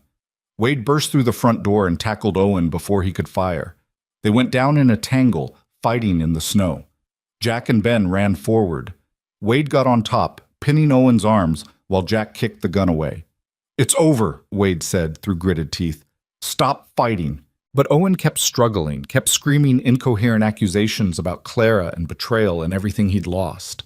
It took all three men to restrain him, and even then, he fought like something feral. Clara stood at the window, rifle clutched in her shaking hands, and watched the man who was supposed to give her security and safety thrash in the snow, destroyed by his own choices. Finally, Owen exhausted himself. He lay in the snow gasping, broken. Wade stood slowly, breathing hard. "Ben, ride to town, get the sheriff, tell him we've got Mercer, and we're holding him until he arrives." Ben mounted his horse and rode off at a gallop. Wade looked up at the window where Clara stood. Their eyes met across the distance. He nodded once. "We're okay. You're safe." And Clara felt something inside her finally unclench. It was over. The sheriff arrived 3 hours later with 2 deputies. They took Owen away in chains, still muttering about revenge and injustice. Clara watched from the porch as they rode off, this man she'd crossed a continent to marry, reduced to a prisoner being dragged back to jail for crimes he couldn't accept were his own fault. "You all right?" Wade stood beside her, a bandage on his arm where a piece of broken glass had cut him. "I don't know," Clara said honestly. "I thought I'd feel relieved. I just feel tired." "That's normal. Adrenaline crash." Wade leaned against the porch railing. "It'll take time to process what happened." Clara looked at the broken windows, the bullet holes in the wall. "I brought this here. I brought danger to your home." "You didn't bring anything. Owen Mercer made his own choices." Wade's voice was firm. "You were just the excuse he used to avoid taking responsibility. Still, if you'd never come here, Emma would still be locked in her room. We wouldn't have a library, and I'd still be eating my own cooking." Wade turned to face her fully. "You didn't bring danger, Clara. You brought life to a place that had forgotten what that looked like." Clara felt tears slip down her cheeks. She didn't try to hide them. Wade pulled her into a careful embrace, his arms solid and warm. "You're safe now. We're all safe. And we're going to rebuild those windows and patch those walls and keep moving forward. That's what we do." Clara leaned into him and let herself cry for everything she'd lost, everything she'd survived, everything she'd become. And Wade just held her, patient and steady, until the storm finally passed. The days after Owen's capture felt strange, too quiet, like the world was holding its breath waiting for the next disaster. Clara kept expecting another threat to appear, another crisis to shatter the fragile peace they'd built. But nothing came. The sheriff sent word that Owen was back in custody, this time in a cell that actually had guards who stayed sober. The trial for the guard's murder would happen in the spring, but everyone knew how it would end. Owen Mercer was headed for a noose or life in territorial prison, and either way, he'd never trouble Clara again. She should have felt relief. Instead, she felt numb. Wade replaced the broken windows and patched the bullet holes, but the damage lingered in other ways. Clara startled at sudden noises. Emma retreated to her room for 2 days before forcing herself back downstairs. Even Ben and Jack moved differently, more cautious, checking shadows they used to ignore. "Trauma takes time to fade," Wade said one evening as they sat by the fire. "Don't expect yourself to just get over it." "How long did it take you?" Clara asked. "After your father died?" Wade stared into the flames. "I'll let you know when it happens." They fell into silence after that, both understanding that some wounds never fully closed. You just learned to function around them. Christmas arrived without ceremony. They were too isolated for church services, too busy with winter survival for elaborate celebrations. But on Christmas morning, Clara woke to find a package wrapped in brown paper outside her door. Inside was a leather-bound journal with blank pages and a note in Wade's careful handwriting. "For your thoughts, since you spend so much time organizing everyone else's." Clara ran her fingers over the smooth leather and felt something warm spread through her chest. It was the most thoughtful gift anyone had ever given her, not because it was expensive, but because it showed Wade had been paying attention. He'd noticed her making lists, drafting library plans, writing letters for settlers who couldn't write themselves. He'd seen her need to organize chaos into meaning. She went downstairs to find Emma in the kitchen making coffee, a rare sight. "Merry Christmas," Emma said quietly. "Merry Christmas." Clara hesitated, then pulled a small package from her pocket. "I made you something." Emma opened it carefully. Inside was a bookmark Clara had embroidered with wild flowers, the same ones that had been dried in the jar in the sewing room when Clara first arrived. Emma's eyes filled with tears. "This is beautiful. I noticed you've been reading the books I leave outside your door. Thought you might need a bookmark." "I have been reading them." Emma traced the embroidered flowers with one finger. "They help. When everything feels too big and scary, I can disappear into someone else's story for a while. That's why I became a librarian." Clara poured herself coffee. "Books saved me when nothing else could. Seemed only fair to help them save other people too." Emma looked at her directly. "You're the first person who's understood that. Everyone else thinks reading is just frivolous, something to do when real work is finished. Reading is real work. It's how we learn we're not alone." They stood together in the quiet kitchen, two broken women who'd found an unexpected understanding, and Clara realized that this small moment of connection, was worth more than all the elaborate Christmases she'd endured in Briar Glen, surrounded by people who never really saw her. Wade came in from the barn, stomping snow off his boots. He saw them together and smiled, that rare expression that transformed his weathered face. "Morning. Merry Christmas." "Merry Christmas," Clara said. "Thank you for the journal. It's perfect. Figured you could use it." Wade poured coffee and leaned against the counter. "I've been thinking about the library. Spring's coming eventually, and when it does, that little room at the Mercantile's going to be too small." Clara felt her heart skip. "What do you mean?" "I mean, you've got 40 families using it regularly now. Harrison told me you've logged over 300 book loans since you opened. That's not a hobby anymore, Clara. That's a real community resource." Wade took a sip of coffee. "I'm thinking we build a proper library building in town. Nothing fancy, but something with space for books and tables where folks can sit and read or get help with writing." "Wade, that would cost—" "I know what it would cost. I'm willing to invest in it." He met her eyes. "This territory is growing fast. In 5 years, Willow Ridge could be a real town with schools and newspapers and all the things that make civilization work. But that only happens if we lay the foundation now. A library's part of that foundation." Emma spoke up quietly. "I could help. With the building, I mean. I used to help Father with carpentry before—" She trailed off, then forced herself to continue. "Before Thomas. I was good at it." Wade looked at his sister with an expression Clara couldn't quite read, pride mixed with something that looked like grief. "You sure? I need to start doing things again. Real things, not just existing." Emma's voice was shaky but determined. "If I'm going to get better, I have to stop hiding." Clara reached out and squeezed Emma's hand. "I'd love your help." They spent Christmas Day planning, sketching rough designs on scraps of paper, estimating materials, discussing where in town the building should go. It felt good to dream about the future instead of just surviving the present. Even Emma contributed ideas, her eyes brightening as she remembered the skills her father had taught her. That night after dinner, Wade walked Clara out to the porch. The sky was clear and impossibly full of stars, the kind of display you never saw back east, where buildings and smoke obscured everything. "It's beautiful," Clara said, her breath fogging in the cold air. "One of the few benefits of living in the middle of nowhere." Wade leaned against the railing. "Clara, I need to tell you something." The seriousness in his voice made her nervous. "What?" "The library building, that's real. I meant every word, but there's another reason I suggested it." He turned to face her. "I don't want you to feel trapped here. You came to Montana expecting one kind of life and ended up with something completely different. Once the library's built, once you've got that established, you'll have options. You could run it as a business, make real money, build independence. You could even leave if you wanted to. Go somewhere bigger, somewhere with more opportunities." Clara stared at him. "You're giving me an escape route. I'm giving you choices. There's a difference." Wade's voice was gentle. "You've spent your whole life being told what you couldn't do, where you didn't belong. I don't want this ranch to become another cage. Even a comfortable cage is still a cage."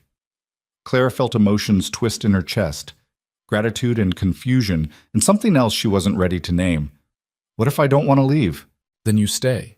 But it'll be because you chose to, not because you had nowhere else to go." "And what do you want?" Wade was quiet for a long moment. "I want you to be happy, whatever that looks like." It wasn't a declaration of love or devotion. It was something better, respect for her autonomy, recognition of her right to choose her own path. Clara had spent months watching Wade, learning how he moved through the world. He didn't make grand gestures or speak in flowery language. He showed care through actions, through creating space for people to become who they needed to be. "Thank you," she said softly, "for seeing me as a whole person, not just someone to be rescued or fixed. You never needed rescuing, you just needed room to grow." Wade straightened. "Come on, it's too cold to stay out here. Let's get inside." They went back into the warm house, and Clara felt something settle in her chest. Whatever the future held, she'd face it with choices, not just circumstances. That was a gift more valuable than any wrapped package. January came in brutal and unforgiving. The temperatures dropped so low that water froze solid in minutes, metal burned bare skin on contact, and breathing the air felt like inhaling knives. The ranch work became a battle against nature's cruelty, breaking ice on water troughs multiple times a day, ensuring animals had shelter and feed, keeping fires burning constantly.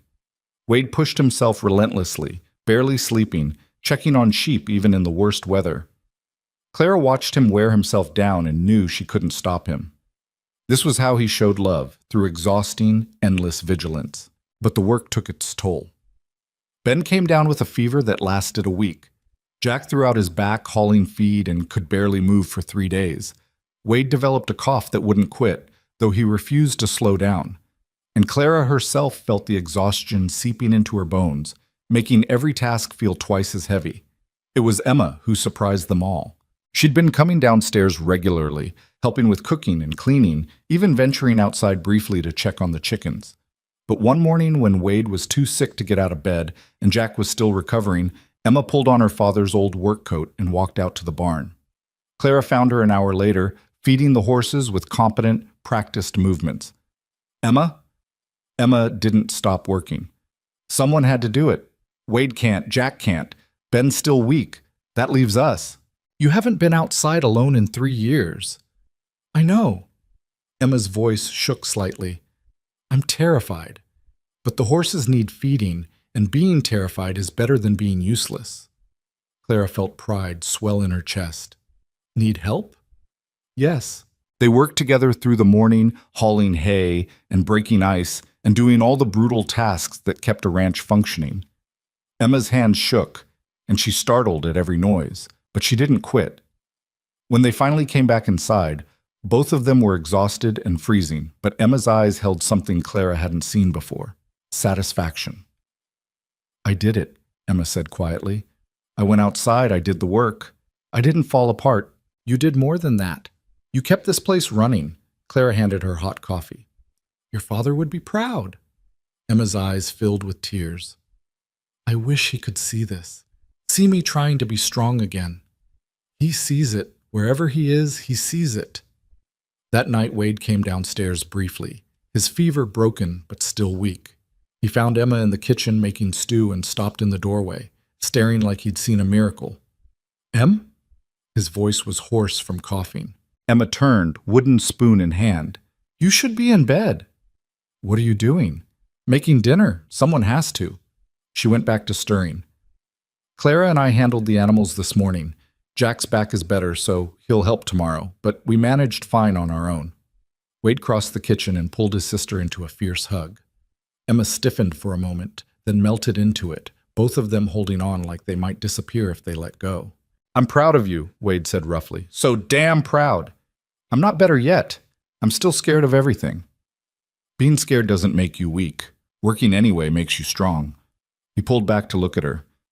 "You did good, Em. Real good." Emma's face crumpled and she cried while Wade held her, 3 years of pain and fear finally finding release. Clara busied herself with setting the table, giving them privacy, but she felt her own tears threatening. This family had been broken in so many ways, but they were learning to heal, not magically, not completely, but in small, real moments of courage and connection. February brought a brief warming spell that tricked everyone into thinking winter might finally release its grip. The snow started melting, revealing brown grass and mud underneath. Wade used the reprieve to start gathering materials for the library building, ordering lumber from the mill, arranging for tools, drafting more detailed plans with Emma's help. Clara threw herself back into library work, making the trip to town 3 times a week now that the roads were passable. The little room at the Mercantile was bursting at the seams. She'd organized books into every available space, but people kept donating more. A family moving back east gave her 30 volumes. A traveling merchant left a crate of penny dreadfuls. Even the local saloon keeper donated books, though Clara had to carefully sort through them to remove the truly inappropriate ones before putting them on the shelves. One afternoon, she was reorganizing the children's section when a woman she didn't recognize walked in.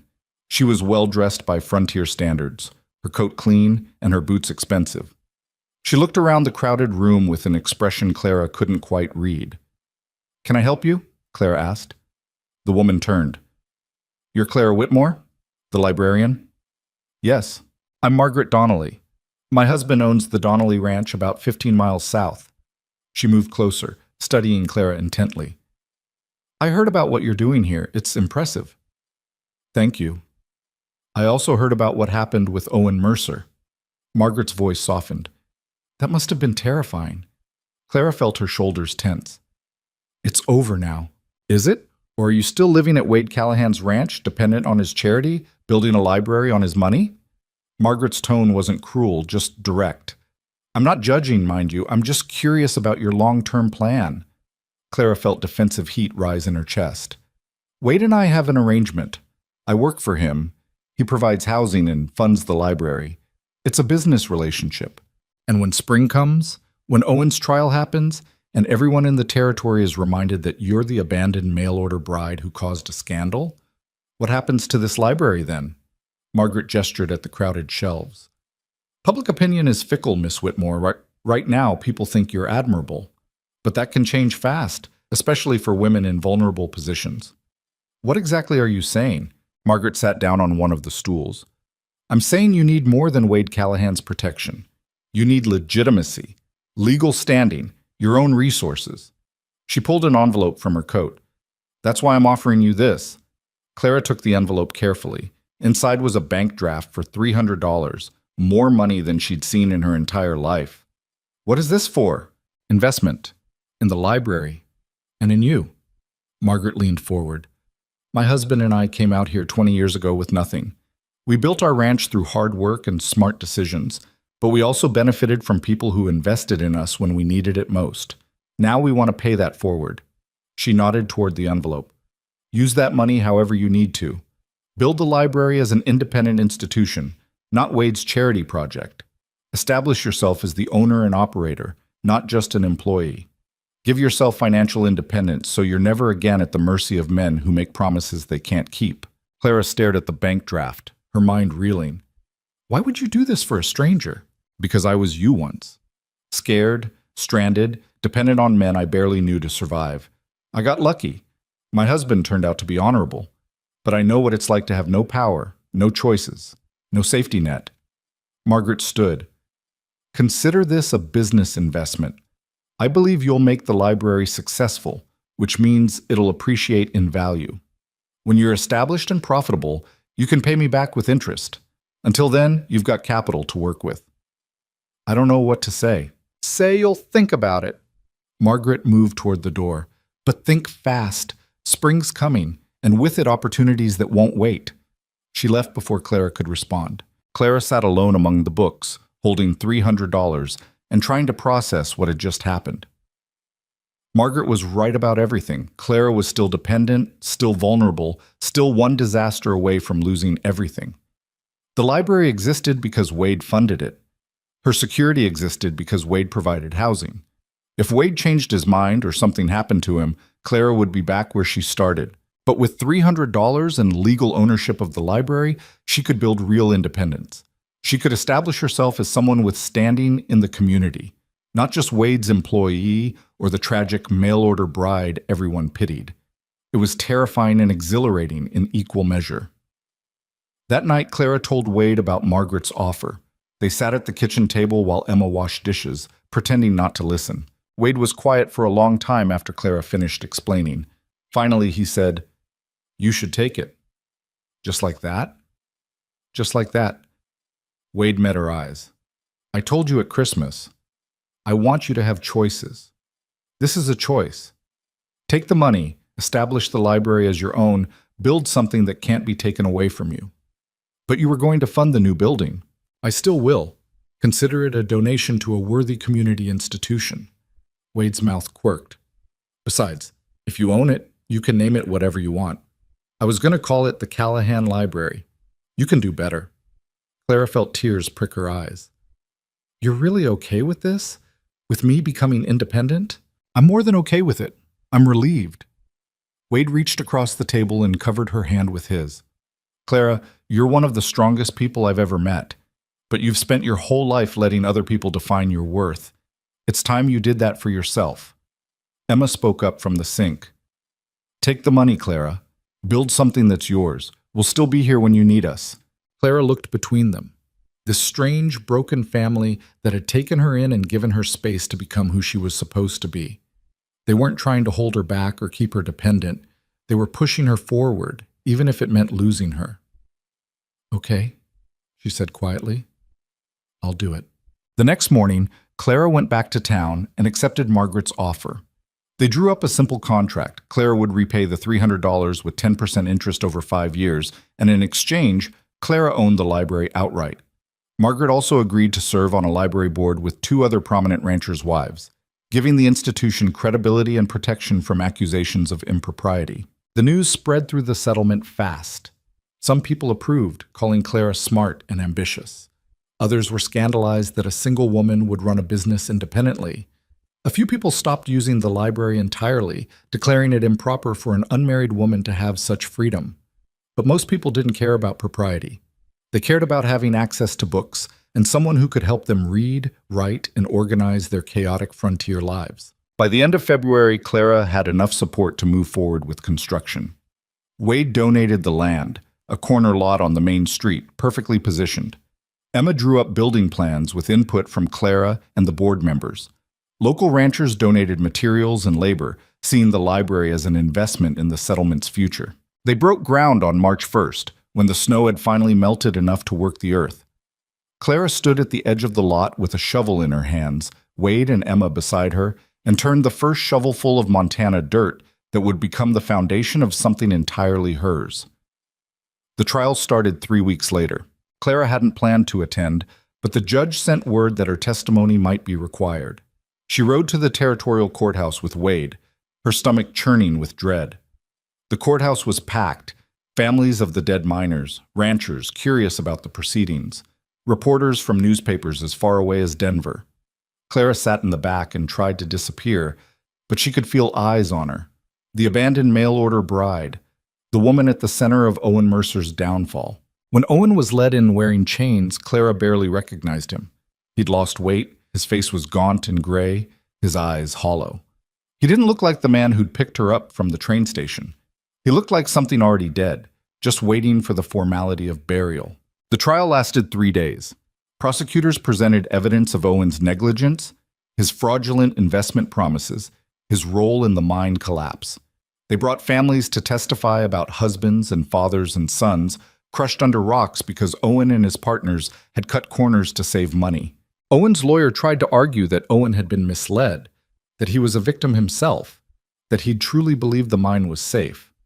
But the evidence was overwhelming, and when they brought testimony about the guard Owen had killed during his escape, a young man with a wife and baby daughter, even Owen's lawyer seemed to give up.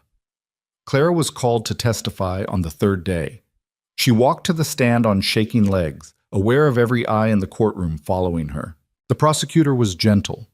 Miss Whitmore, please describe your relationship with the defendant. I answered his mail-order bride advertisement. We exchanged letters. He sent money for a train ticket. I came to Montana expecting to marry him. Clara kept her voice steady. When I arrived, he informed me his ranch was failing and he'd invested in the Copperhead mine hoping to recover his losses. 3 days later, he was arrested. Did Mr. Mercer ever express regret for misleading you? No, he blamed me for his arrest. He said if I hadn't come, everything would have worked out. Did you have any involvement in Mr. Mercer's business decisions? None. I knew nothing about his investments until after his arrest. The prosecutor nodded. Thank you, Miss Whitmore. Owen's lawyer stood for cross-examination. Miss Whitmore, Isn't it true that you're currently living with Wade Callahan, a sheep rancher? Clara felt heat rise in her face. I work for Mr. Callahan. I have my own room and I'm paid for my labor. But you do live under his roof, correct? An unmarried woman living with an unmarried man? Objection, the prosecutor said sharply. Miss Whitmore's living arrangements are irrelevant to Mr. Mercer's crimes. Sustained, the judge said. Move on, counselor.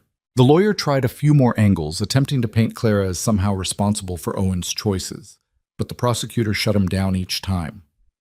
Finally, Clara was dismissed, and she returned to her seat, her hands trembling. Owen stared at her as she passed. His expression held no recognition, no remorse, just blank emptiness. Whatever had been human in him had been consumed by bitterness and self-pity. The verdict came the next morning. Guilty on all counts. Sentencing would be in 2 weeks, but everyone knew what it would be. Murder during escape from lawful custody carried a mandatory death sentence. Clara felt no satisfaction, just a deep, aching sadness for all the wasted potential and destroyed lives, the miners who died, Owen who'd destroyed himself through greed and lies, and the version of herself she'd been when she stepped off that train expecting security and finding nothing but chaos. They rode home in silence. Wade didn't try to comfort her or tell her it was over. He just drove the wagon and let her process in her own time. When they reached the ranch, Emma was waiting on the porch. She'd stayed behind, still not ready to face crowds, but her eyes were anxious. How did it go? She asked. Guilty, Wade said simply. Emma nodded and held out her hand to Clara. Come inside. I made stew. Clara took her hand and let herself be led into the warm house, into the smell of cooking food and burning wood and all the things that meant safety. Emma sat her down at the table, poured coffee, and then sat beside her without speaking. They stayed like that for a long time, 3 people who'd survived different kinds of destruction, holding space for each other's pain, building something like family from the wreckage of their separate tragedies. Spring arrived slowly, reluctantly, like it wasn't sure Montana deserved another season of warmth. The snow melted in patches, revealing dead grass and mud and all the debris winter had hidden. The sheep grew restless, ready for higher pastures, and the library building rose from its foundation like something being born, slow, messy, but undeniably real. Clara spent her days split between the construction site and the temporary library at the Mercantile. She'd hired 2 local men to help with the building work, and Emma showed up almost every day with tools and her father's carpentry knowledge, directing the workers with surprising authority. Wade donated labor whenever ranch work allowed, framing walls and installing windows with the same patient competence he brought to everything. The building took shape through April and into May, 4 walls, a peaked roof, windows that faced east to catch morning light. Inside, Emma designed built-in shelves that would maximize space while Clara planned the layout. A reading area by the windows, a desk for checkout and reference help, a small back room for storage and private consultations. Nothing fancy, but everything functional. The whole settlement watched the progress. Some people stopped by to help. Others came to criticize or gossip. A few townswomen made pointed comments about Clara's independence, suggesting that a proper woman wouldn't be so bold. Clara learned to smile politely and ignore them. She'd spent too many years caring what people thought. She was done with that. On a warm afternoon in mid-May, Clara was painting the interior walls when Margaret Donnelly arrived with another woman Clara didn't recognize. Clara, this is Sarah Chen, Margaret said. She runs a newspaper in Helena. I thought you two should meet. Sarah was Chinese, maybe 40, with sharp eyes and ink-stained fingers. She looked around the unfinished library with obvious interest. Margaret tells me you're building the territory's first independent lending library. That's quite an accomplishment. It's not finished yet, Clara said cautiously, but it will be. And when it is, I'd like to write about it. Sarah pulled out a notebook. The story of a mail-order bride who lost everything and built it back better. That's the kind of story people need to hear, especially women who think they're trapped by their circumstances. Clara felt uncomfortable. I'm not looking for publicity. Maybe not. But the library needs it. You're trying to establish legitimacy in a territory that doesn't trust women with power. A newspaper article gives you credibility. It tells people this isn't some whim. It's a serious institution run by a serious person. Margaret nodded. She's right. Public perception matters, whether you like it or not. Clara looked at Sarah Chen, this woman who'd clearly built her own path in a world that didn't welcome Chinese immigrants or female newspaper editors. What would you want from me? Your story, honestly told. Where you came from, what happened with Owen Mercer, how you ended up here, what you're building. Sarah's voice was firm but kind. I won't sensationalize it. I won't make you into some fairy tale heroine. I'll just tell the truth about a woman who refused to disappear when the world tried to make her. Clara thought about all the years she'd spent being invisible. About Mrs. Frost and the library board deciding she wasn't enough. About Owen bringing her west on lies. About standing in an empty yard watching strangers auction off her future. Maybe it was time to stop hiding from her own story. All right, Clara said, but I get to read it before you print it. And if I don't like what you wrote, you don't publish. Sarah smiled. Deal. They sat outside on sawhorses while the construction crew worked around them, and Clara told her story. Not the sanitized version she'd been performing for polite society, but the real one. The loneliness, the desperation, the lies, the fear. Sarah wrote it all down in efficient shorthand, asking clarifying questions but never pushing. When Clara got to the part about Owen's attack on the ranch, Sarah stopped writing and looked up. That must have been terrifying. It was. But it was also clarifying. Clara chose her words carefully. I'd spent my whole life being afraid. Afraid of being noticed, afraid of being rejected, afraid of taking up space. Owen showing up with guns and rage made me realize I'd rather die fighting for something real than keep living small and safe and invisible. Sarah's pen moved across the page. And Wade Callahan. What's his role in all this? Clara felt heat rise in her face. He gave me work when I needed it. He funded the library initially. He's been a good friend. Just a friend? I don't know what else to call it yet. Clara surprised herself with the honesty. We're both damaged people trying to survive. We've built something together, him and me and his sister Emma. Something that looks like family even if it's not traditional. I don't know what it becomes in the future, but right now it's enough. Sarah wrote that down too, her expression thoughtful. You're braver than you think, Miss Whitmore. I'm not brave. I'm just tired of being afraid. That's what bravery is, doing the thing even though you're terrified. Sarah closed her notebook. Thank you for your honesty. I'll have a draft for you to review in 2 weeks. After Sarah left, Clara sat alone on the sawhorses and watched the sun drop toward the mountains. The library building cast a long shadow across the dirt street, solid, real, hers. In a few weeks it would open officially. She'd already ordered more books, organized a lending system, recruited volunteers to help with operations. The library board had approved everything. She'd done this. Not through luck or charity or being rescued, but through her own work and choices. Emma found her there as darkness fell. You okay? I think so. Just processing. Emma sat down beside her. That reporter, what you told her about being tired of being afraid, that hit hard. Yeah, I've been afraid for 3 years. Afraid of people, afraid of the world, afraid of my own memories. Emma's voice was quiet but steady. But watching you build this, watching you fight for something even when you were terrified, it made me realize I don't want to be afraid anymore either. I want to live again. Clara reached over and took Emma's hand. You are living. You're out here working, helping, being part of the world. That's living. It's a start. Emma squeezed her hand. But I want more. I want to ride into town without panic. I want to talk to people without hiding. I want to stop letting Thomas Garrett own my life just because he tried to destroy it. That's not going to happen overnight. I know, but I'm ready to start trying. Emma looked at Clara directly. Will you help me? Not by fixing me or pushing me, just by being there while I figure it out? Of course, Clara said. We'll figure it out together. They sat in comfortable silence as stars appeared overhead. 2 women who'd both been broken finding strength in shared determination. The library opened on June 1st. Clara had planned a simple opening. Unlock the doors, shelve the books, help anyone who needed it. But the settlement had other ideas. When she arrived that morning, the street was full of people. Families, ranchers, merchants, children running wild with excitement. Someone had strung bunting across the front of the building. Harrison from the Mercantile had donated a banner that read, Willow Ridge Community Library, Clara Whitmore, proprietor. Clara stood frozen, overwhelmed. Margaret appeared at her elbow. Surprise! What is all this? Celebration. You built something worth celebrating. Margaret gestured at the crowd. These people understand what you've done here. You gave them something they didn't even know they needed.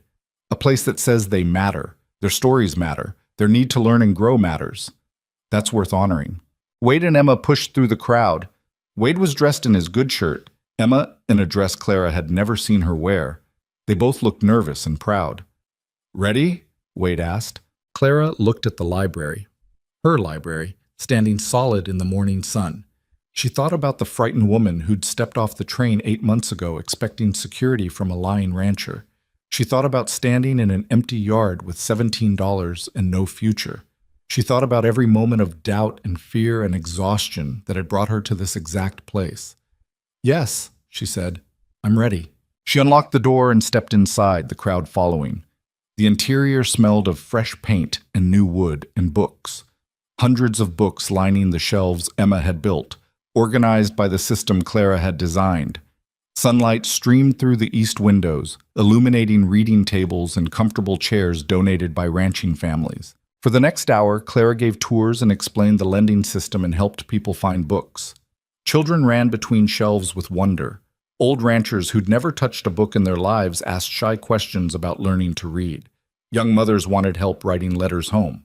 A sheep herder from the high country needed help documenting a land claim.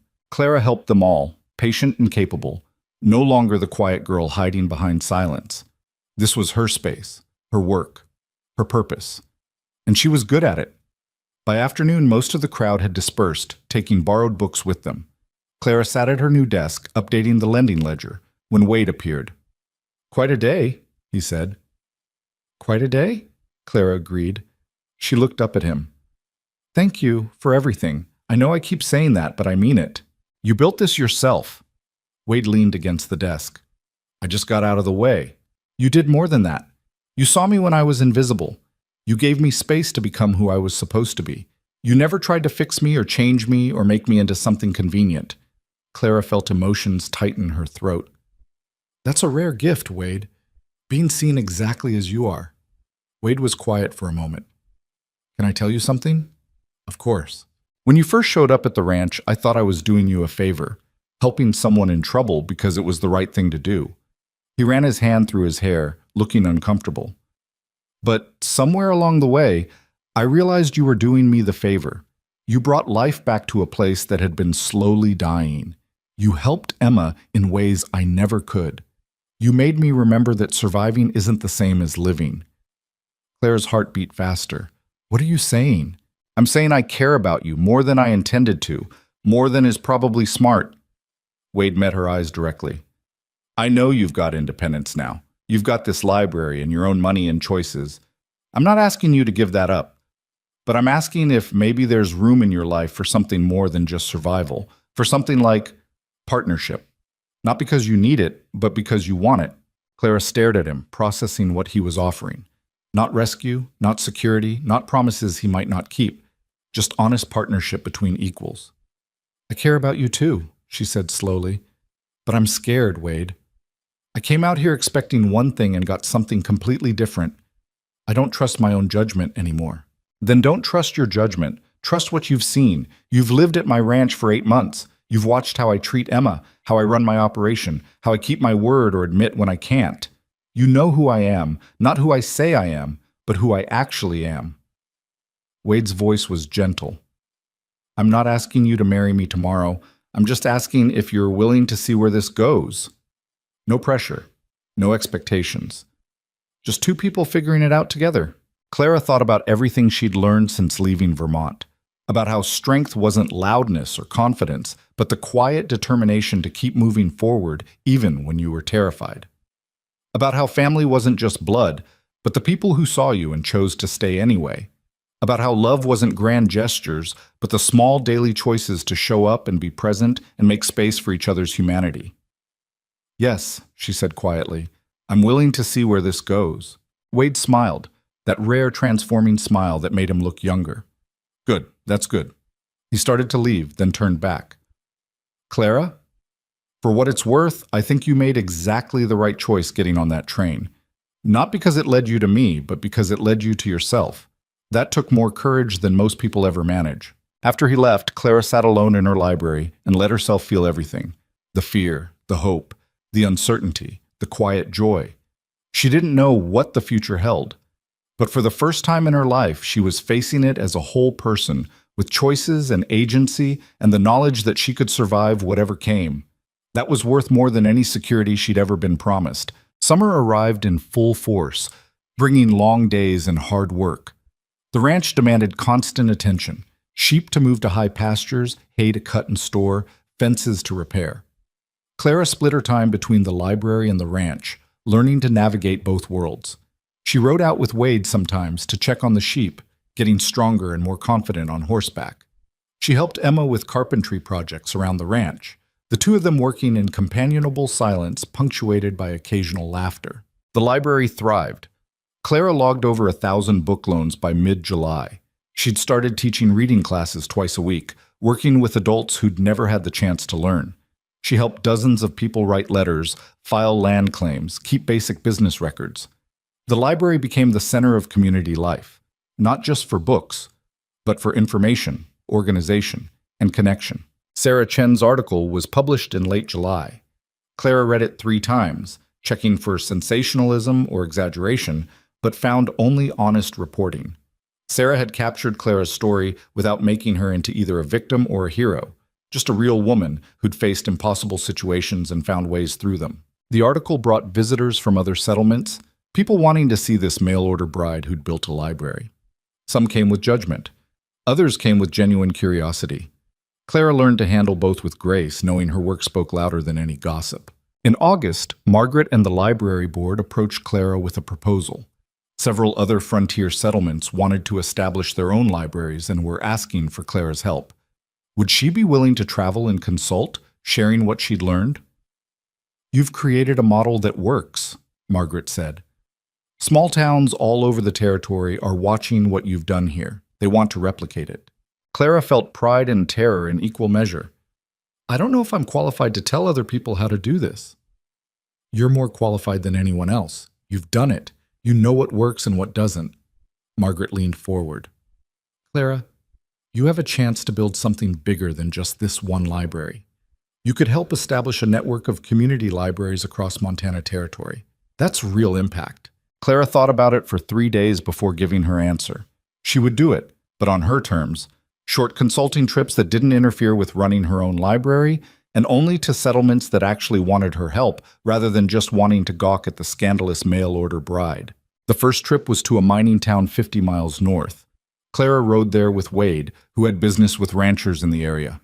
She spent 2 days meeting with town leaders, surveying potential locations, explaining catalog systems and lending procedures. The town council was skeptical at first. Why would miners need books? But Clara won them over by focusing on practical benefits, documentation of claims, letters home to families, education for children who had no school. By the time she left, they'd committed to building their own library. On the ride home, Wade said, "You're good at this, really good." "At what?" "Convincing people that things they think are luxuries are actually necessities. You make people see possibilities they didn't know existed." He glanced at her. "That's a rare skill." Clara felt warmth spread through her chest. "I just tell them the truth. Books aren't decoration. They're survival tools for building civilization. See? That's exactly what I mean." Wade's tone was affectionate. "You take something people think is frivolous and show them it's essential. That's what you did with yourself, too. You took a woman everyone dismissed as too quiet and proved she was essential instead." Clara reached over and took his hand. They rode like that for a while, fingers intertwined, comfortable in their silence. The trial verdict came in September. Owen Mercer was sentenced to hang for the murder of the prison guard. The mine collapse charges carried long prison terms, but those didn't matter anymore. Owen would be dead by November. Clara received the news at the library. She sat at her desk and stared at the letter, trying to feel something. Relief? Satisfaction? But mostly she just felt tired. Owen's death wouldn't bring back the dead miners or the years she'd lost to invisibility. It wouldn't undo the lies or the fear.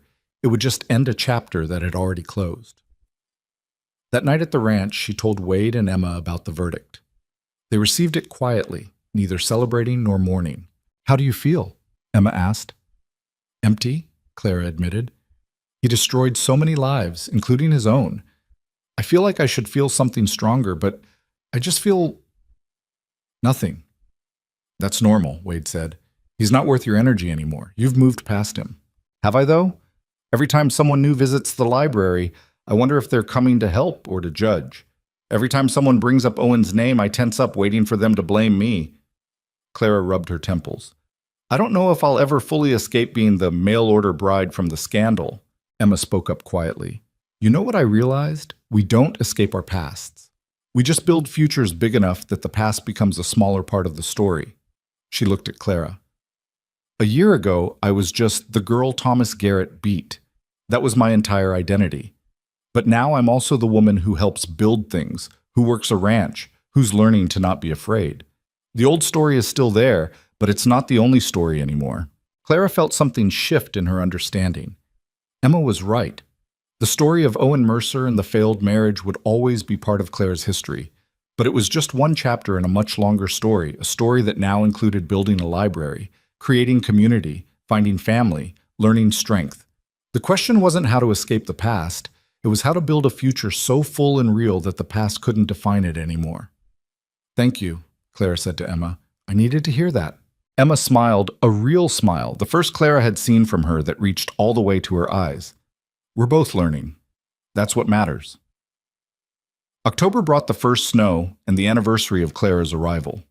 1 year since she'd stepped off the train in Willow Ridge, expecting security and finding nothing but lies and abandonment. 1 year since Wade had offered her work. 1 year since she'd started building a life from ruins.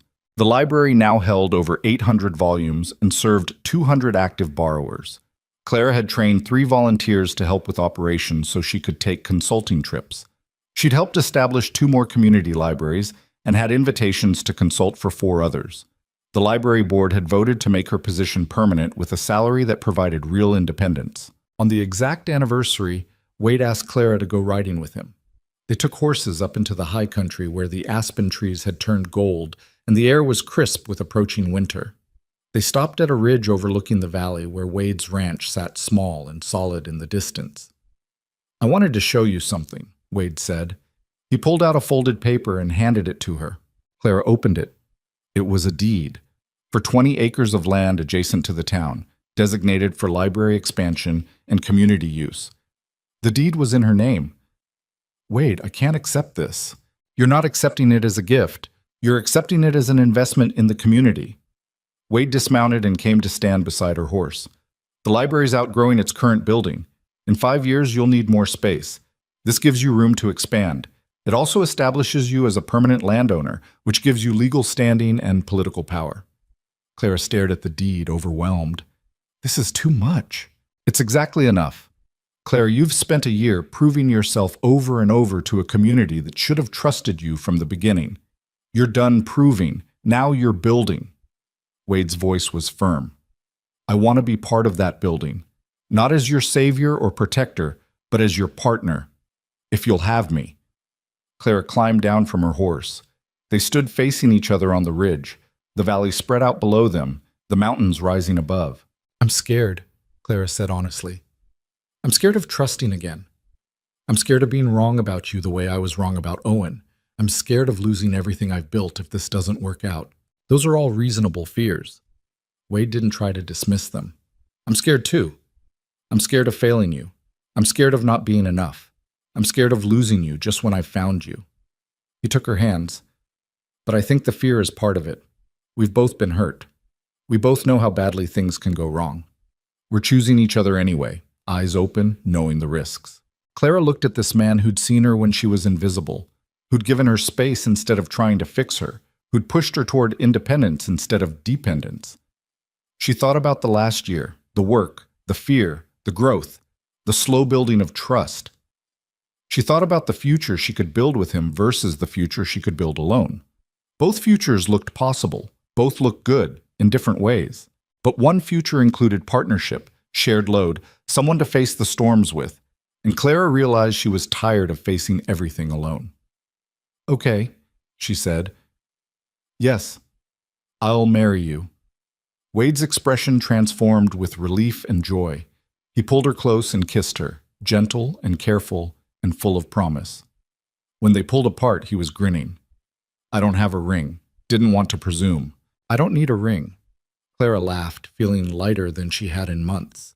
I need a partner who respects me. I need someone who will let me be strong without feeling threatened. I need someone who understands that I'm damaged and imperfect and still choosing to love me anyway. You have all of that, Wade said seriously, and you'll keep having it every day, even when it's hard, especially when it's hard. They rode back down to the ranch as the sun set, and Clara felt something settle in her chest. This wasn't a fairy tale ending where everything became perfect. There would still be hard winters and difficult people and moments of doubt, but she would face them as a whole person with choices and agency and someone beside her who saw her value. That was worth more than any promise of security Owen had ever made. They married in December, a small ceremony at the ranch with Emma, Ben, Jack, and Margaret as witnesses. No big celebration, no fancy dress, just simple vows spoken in front of people who mattered. Clara wore her mother's old locket and a practical dress she could work in. Wade wore his good shirt and looked at her like she was the most remarkable thing he'd ever seen. Emma cried during the ceremony, happy tears for the first time in years. Afterward, she pulled Clara aside. Thank you, Emma said quietly. For what? For showing me that broken doesn't mean finished, that you can survive terrible things and still build something beautiful. Emma's voice was steady. I'm going to try harder, to live more, to stop letting fear run my life. You're already doing that, Clara said. You're out here. You're working. You're part of the world again. That's everything. It's a start. Emma smiled. I want more, though. I want what you have, purpose and partnership and the courage to keep choosing life even when it's scary. You'll get there. Give yourself time. They rejoined the small gathering, and Clara looked around at her unlikely family. Wade, solid and steady. Emma, slowly healing. Ben and Jack, loyal friends who'd become like brothers. Margaret, who'd invested in her when no one else would. This wasn't the life she'd imagined on that train from Vermont. It was something stranger and harder and more real. It was hers. Winter settled in deep and harsh, but the ranch was prepared. They had food stored, animals secure, firewood stacked. The library closed for the worst weeks, but Clara used the time to read and plan.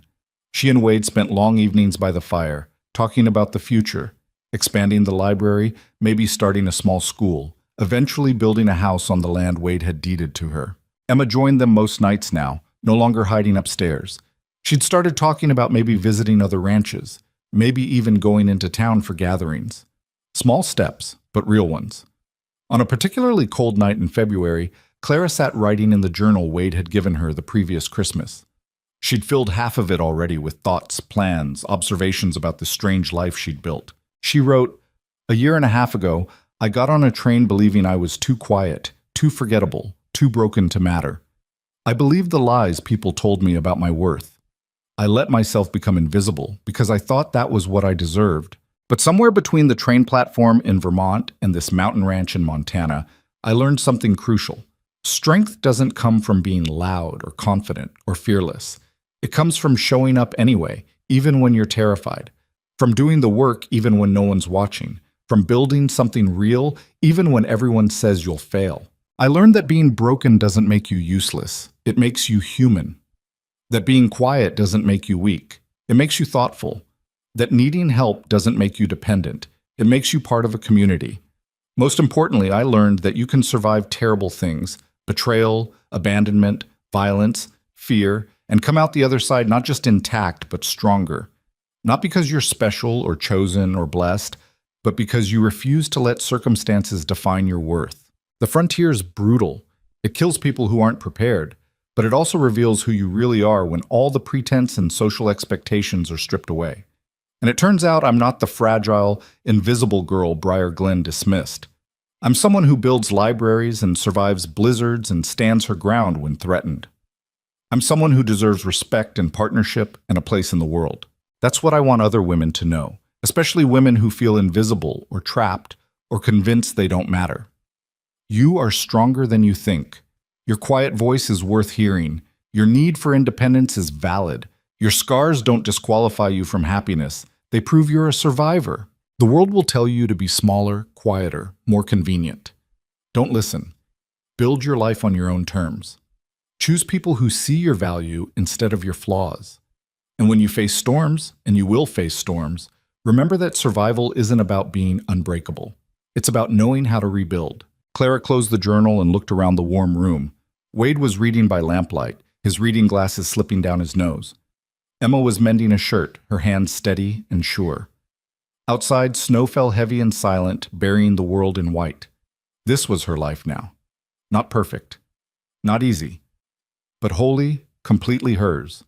And that made all the difference. Spring came again, as it always did, bringing new life and new possibilities. The library reopened to a flood of visitors. Clara took on an apprentice, a young woman from a neighboring ranch who wanted to learn library work. Emma started teaching basic carpentry to settlement children, finding purpose in passing on her father's skills. Wade's ranch thrived, the sheep multiplying, the land producing. He and Clara talked about eventually buying more acreage, expanding their operation, maybe bringing in partners. But mostly they just lived, working hard, surviving storms, building community, choosing each other every day through the small and large challenges of frontier life. On a warm day in May, Clara stood in her library watching children pick through the shelves while their mothers wrote letters at the reading tables. An old rancher was learning to read in the corner, slowly sounding out words with one of her volunteers. A young couple was researching land laws, planning their future. This was what she'd built.